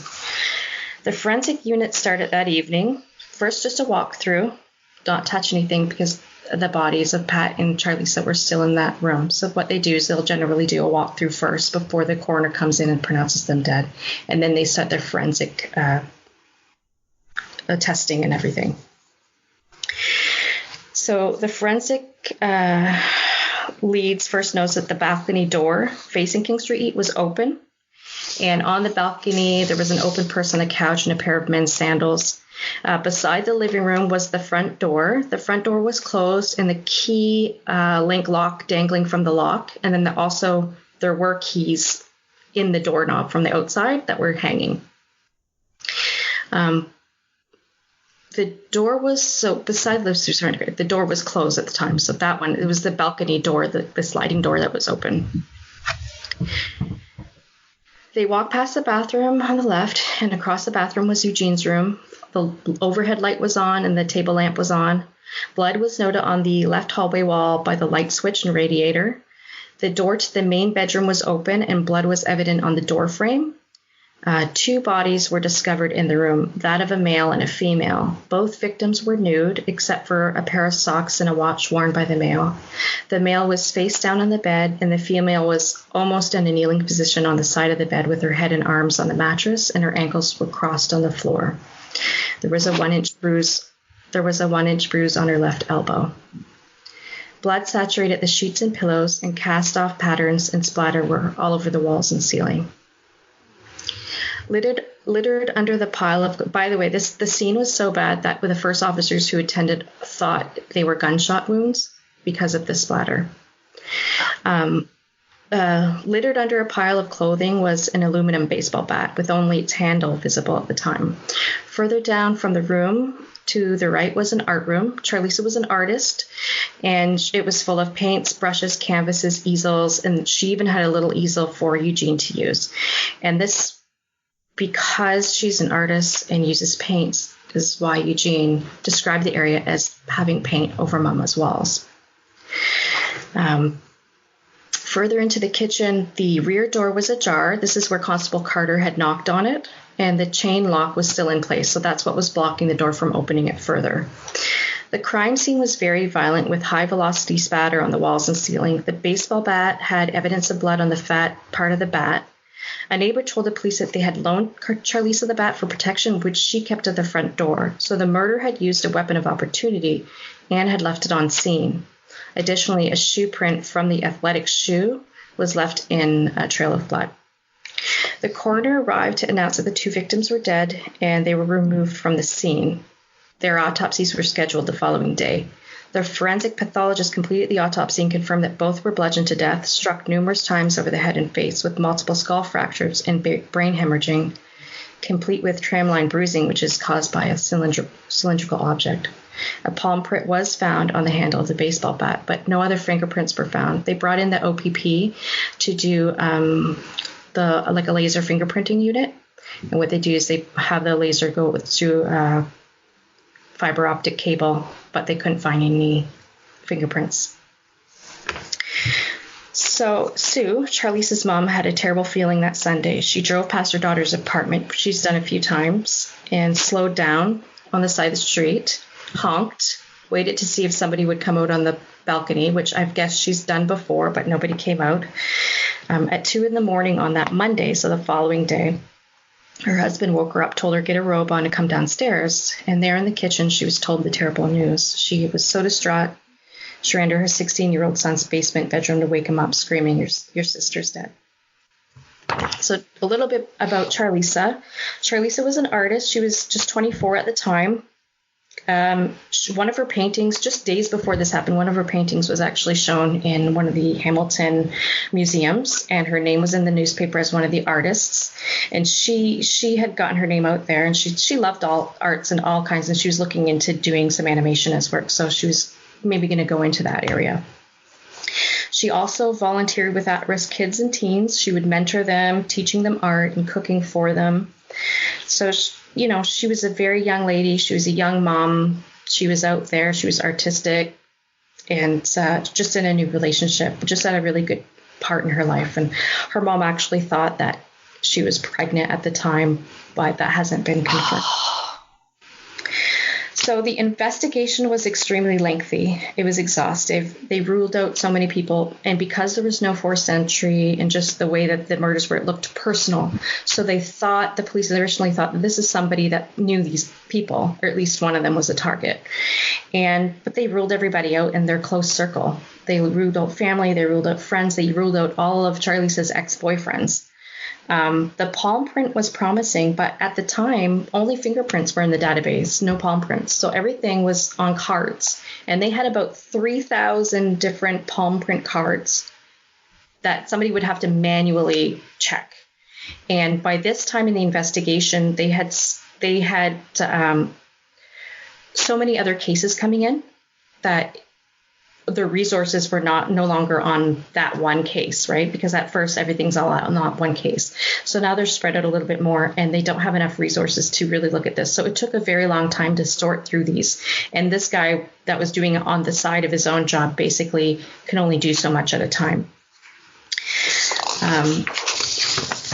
So as you can imagine, that took forever. So the case remained open and unsolved for about 18 months from the time that the murders took place. And then in August of 2001, 36-year-old part-time prostitute Jackie McLean was bludgeoned to death in an upstairs unit 4 of a known crack house over this bar. There was semen found in the high part of her vagina, meaning that she didn't have sex, get up and walk around. Like she was... Basically, they figured the last person that had sex with her is her murderer because of that. So leading the pathologist to determine that where she was found was the place that the sex act was done, and also was the murderer was her, that person. She had been dragged up the stairs. So there was blood evidence down the stairs, and then there was blood evidence going up the stairs, and then there was more blood up the stairs where she was bludgeoned to death. The day following Jackie's murder, a man named Carl Hall checked himself into an addiction rehab center or home. He met a fellow person from Atlantic Canada. By the way, Carl is from the Atlantic Canada. He lived in Ontario and New Brunswick. So he met this other guy, Shane, that's also from Atlantic Canada, that's also in... rehab. So they hit it off because they had something in common. And one night, Carl came in to talk to Shane and sat on the edge of Shane's bed saying, I did something horrible. So he admitted, Carl is a crackhead, and he got some of his stories a little bit mixed up, but he did say that he had, there was a drug dealer that he knew and that was giving a hard time to his ex-girlfriend, who's the mother of his daughter, and that needed to be rectified. And he was also mad that he wasn't allowed to see his daughter on Father's Day because of a restraining order. And so he said that he killed these two people, that he went in, and he wasn't the intention to kill anybody, but he went into the apartment, and at some point the guy grabbed his arm, and he got scared because the guy was bigger than him, so he beat him to death. And then when he was doing that, the woman came in, and so he beat him. Eugene actually saw him because he said he described him as having scary eyes. So Carl actually saw Eugene, didn't do anything with him, but left him there with his dead mom. And can I ask real quick how? I'm assuming Eugene got out that back open door, the patio door. Eugene, because the front door was shut with a chain, I think, right? The chain was off on the front door. The chain was locked on the back door. So what he did, Eugene actually let himself out through the front door. Okay. And he had seen his mom lock the house before, like the front door. So that's why the keys were in the lock. So he tried to lock the door, didn't realize he actually needed to take the keys with him.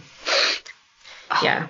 That's heartbreaking. So anyways, he kind of convinces that he's done this double murder and that, he's whatever about it.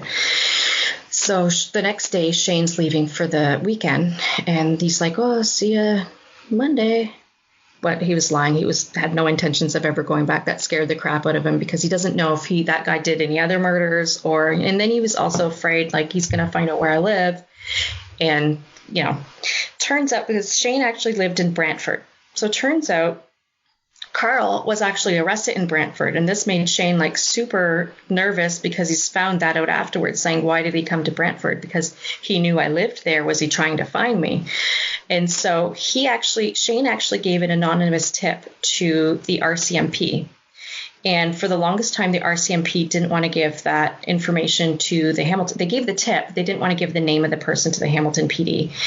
But the Hamilton PD knew that if they didn't get his name and his witness testimony, that it would be a very difficult position because they would say, well, how do we know that tip? It could have been him that's saying it and try to pass it off on somebody else. So are y'all's tips not anonymous? They are, but that went through the RCMP and not through Crime Stoppers. Okay. Is that the Mounties? Yeah. Are those the Mounties? Mm-hmm. Okay. Yeah. So eventually they did find out who Shane was, and they ended up showing up at his door to do that. In the meantime, Carl was actually in prison in Brantford because He is, I don't know what's got stuff wrong with him. He decides to mouth off and assault the police officer and assault whoever else. So they incarcerated him, and the Hamilton police, when they found this out, they made a request to the judge to get a DNA sample from him as a requirement. So that took a couple of months. When they did get that, the semen, the DNA from the semen and his DNA matched. So there was other circumstantial evidence, witness testimony, seeing him at the bar with Jackie and some other things. So he was arrested and convicted of first-degree murder for Jackie's death. And then he also had admitted to the deaths of Pat and Charlisa. So they were able to finally match his palm print with that of the palm print that was left on the baseball bat. And they also tracked down the previous tenant of that apartment, whose name was Paul. He was a known drug dealer. Paul said that he knew Carl and that there was a previous altercation between the two of them. So this whole situation was basically Carl was high on crack cocaine, and he decided that I'm pissed off because I can't go see my daughter. As you know, crack cocaine gives you some really side effects of crack cocaine is paranoia, aggression, anxiety, excessive aggressiveness. So he went over to that apartment thinking it was still Paul's. He jumped up. He was pretty muscular at the time. He jumped up using like the lamppost to get onto the balcony. He got himself into the apartment that way. He went in to get some wallets and whatever else from the bedroom. And that's when he said Pat grabbed his arm, and he got scared because Pat was bigger than him. And he had grabbed the baseball bat from the front door and started beating him. And then Charlisa had come in probably from the bathroom and then heard everything. And then he beat both of them to death. Then he left. Coincidentally, he came back into the apartment about 3 times trying to wipe down evidence. So wipe down any place that he would have put his fingers. Forgot about the baseball bat though, and then left that way. So they did find a heavy impression in the soil outside the front balcony of a foot impression. He took his shoes. He threw them in different like sewers and dumpsters. He took the wallets and everything else that he took from the place and threw it down another sewer, and then just was acting real shady afterwards. There was obvious something that he did. Even his ex-girlfriend, who he was with at the time, said that he came home right away the next day trying to watch the news, and he actually revisited the crime scene the next day too, and all the police were there. So he was charged with second-degree homicide, so second-degree murder for the case of Pat and Charlisa, served consecutively, so not concurrently. And the trial started. He had originally pleaded not guilty, and then after opening statements, I guess he felt bad, or for whatever his own reasons, he went back to his lawyers after, I guess, sobbing was what they described, and changed his plea to guilty so that they wouldn't go through the trial. During the impact statement, Eugene was now 10 at this time, and he came up on the stand to say, I don't have a mom, basically, and that the family was very heartbroken just seeing him go there. So Eugene was raised by his grandma, so Charlisa's mom, and Charlisa's brother Greg stayed home instead of going out and traveling and doing that stuff, just so that he could be a part of Eugene's life while he was still young. And that's what happened with them.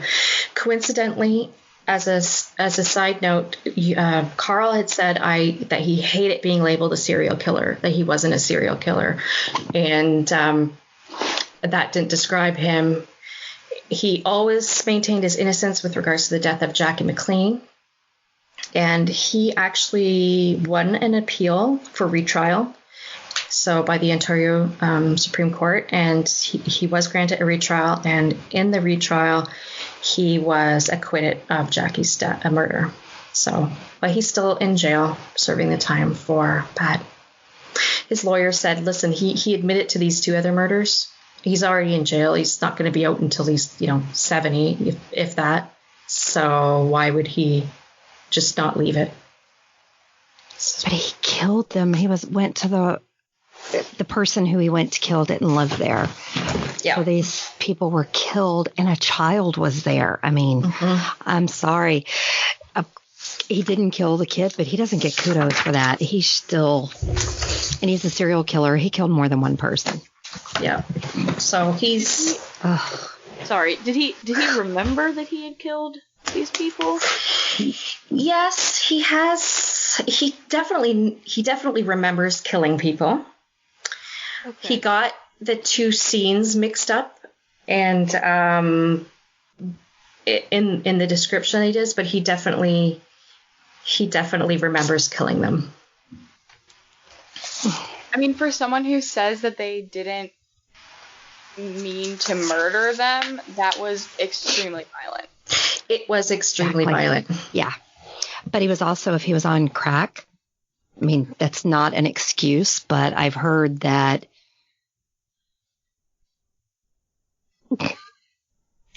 put it on YouTube, but I've heard that you're more aggressive, like you said in your thing. So and strong. He may not have realized it was as violent as it was, but I'm sorry, drugs are not an excuse.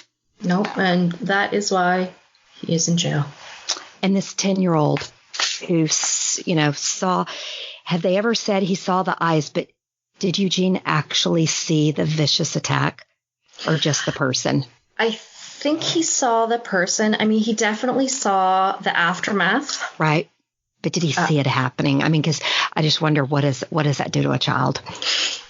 Basically, he said that during the attack, from what they could glean from him, because he went through different, because, when they interview children, they go through like a play therapy to do that. Basically, what he had said is during that time, he was hiding with his shoes, which they assumed was his closet because the closet door had been opened.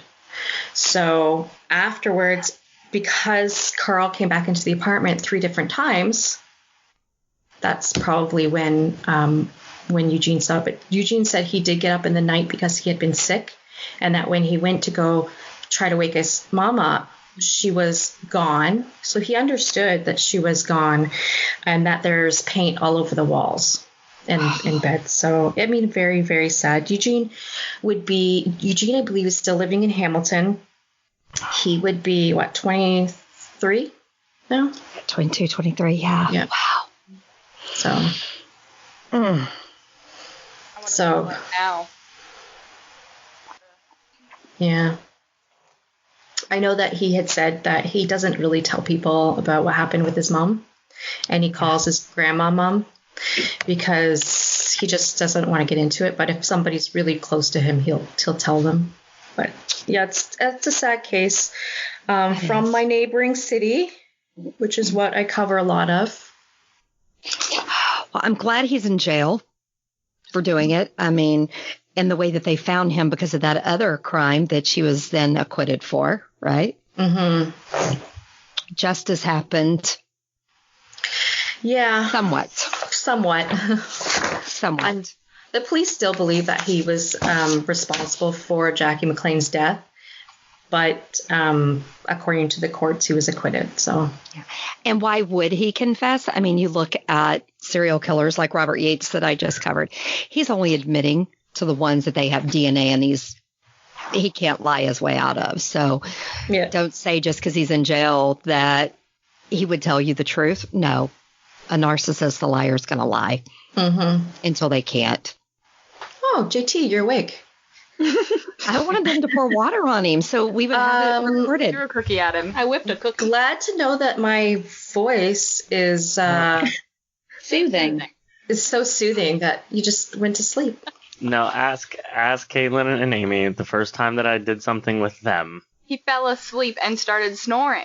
Well, that's because he never sleeps. He's up all freaking night. I have an issue. Like, I've literally got a health problem. Do you have narcolepsy? Do you have narcolepsy? It's a form of, yeah. Yeah. I mean, not necrophilia. I did say narcolepsy. Yeah, it's a form of that, yes. I like totally picturing you as Abraham Simpson. As who? Abraham Simpson, Did you watch The Simpsons? He falls asleep in the middle of sentences. Abraham Simpson. Oh, God, that was, I have to say, not only one of these cases had I heard of, and I hadn't heard very much about it. So you guys did a great job picking good cases. I'm glad we didn't cover the same cases. Justice I know. League Unite. Yeah, so JT, do you want to give us a proper send-off for the recording so that handsome hubby has something to work with for the ending? Sure. Yeah. Now that you're awake. Yeah. And you finished getting under, you're no longer underneath Caitlin. Oh, gosh. Jen, I'm so sorry. It was not you. I promise you. It's a lot of other stuff going on. And then he had to go get the dogs to finish him off. Because, Oh, my goodness. You got all kinds of weird stuff going on. You missed a lot while you were going to take the dogs out. So this has been a lot of fun, everybody. We're going to have to do it again and fight crime with justice. Yes. Why don't we go around and say where we can be found? I think that would be good to make sure everybody knows where they can find us. I can be found on Twitter at the TCL Pod. I can be found and online as well at let's try that again. Blah blah blah blah. Or there it is. Well, thanks everybody for getting together. That was an awesome job. They were all different cases. We didn't double up. So we're gonna go around and say where we can be found. I can be found at the TCL Pod on Twitter, and then I can be found at truecrimelabpod.com online. And then let's go around in the order we presented. Oh my God, I don't even know all my handles. That's really bad. I pre-record that stuff for a reason. You can definitely find Mad or Bad on Twitter, though. It is at Mad or Bad the Pod. And just, Google us. We're there. We're on the internet. You're Mad or Bad the podcast on Instagram, Rach. Mate, I don't even know. Who am I? I just looked it up. Thanks, though. Okay, well, maybe this is not. Maybe we'll just put it in the show notes. Let's put it in the show notes. I'll just have a link. Rachel's pregnant. Let's let her off.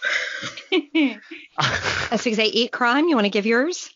Sure. So you can find us on Twitter, Instagram, and YouTube at Eat Crime, and you can find us on Facebook at Eat Crime Pod. Me? Kira. You can find me on Twitter at Murder and More, Instagram at Murder and More Pod, and Facebook at Murder and More Podcast. And this is Terry. You can find me on the Twitter at Terry True Crime, on Facebook, True Crime and Wine Time, and on the Instagram at Terry Loving Life. And this is Genevieve. You can find me on Instagram at True Crime Real Time Podcast, or on Twitter at True Crime RT Pod, or you can check out the news articles or crime articles at truecrimerealtimepod.com. And all show notes and sources will be listed in the episode notes. Go team. Yay! Great job, guys.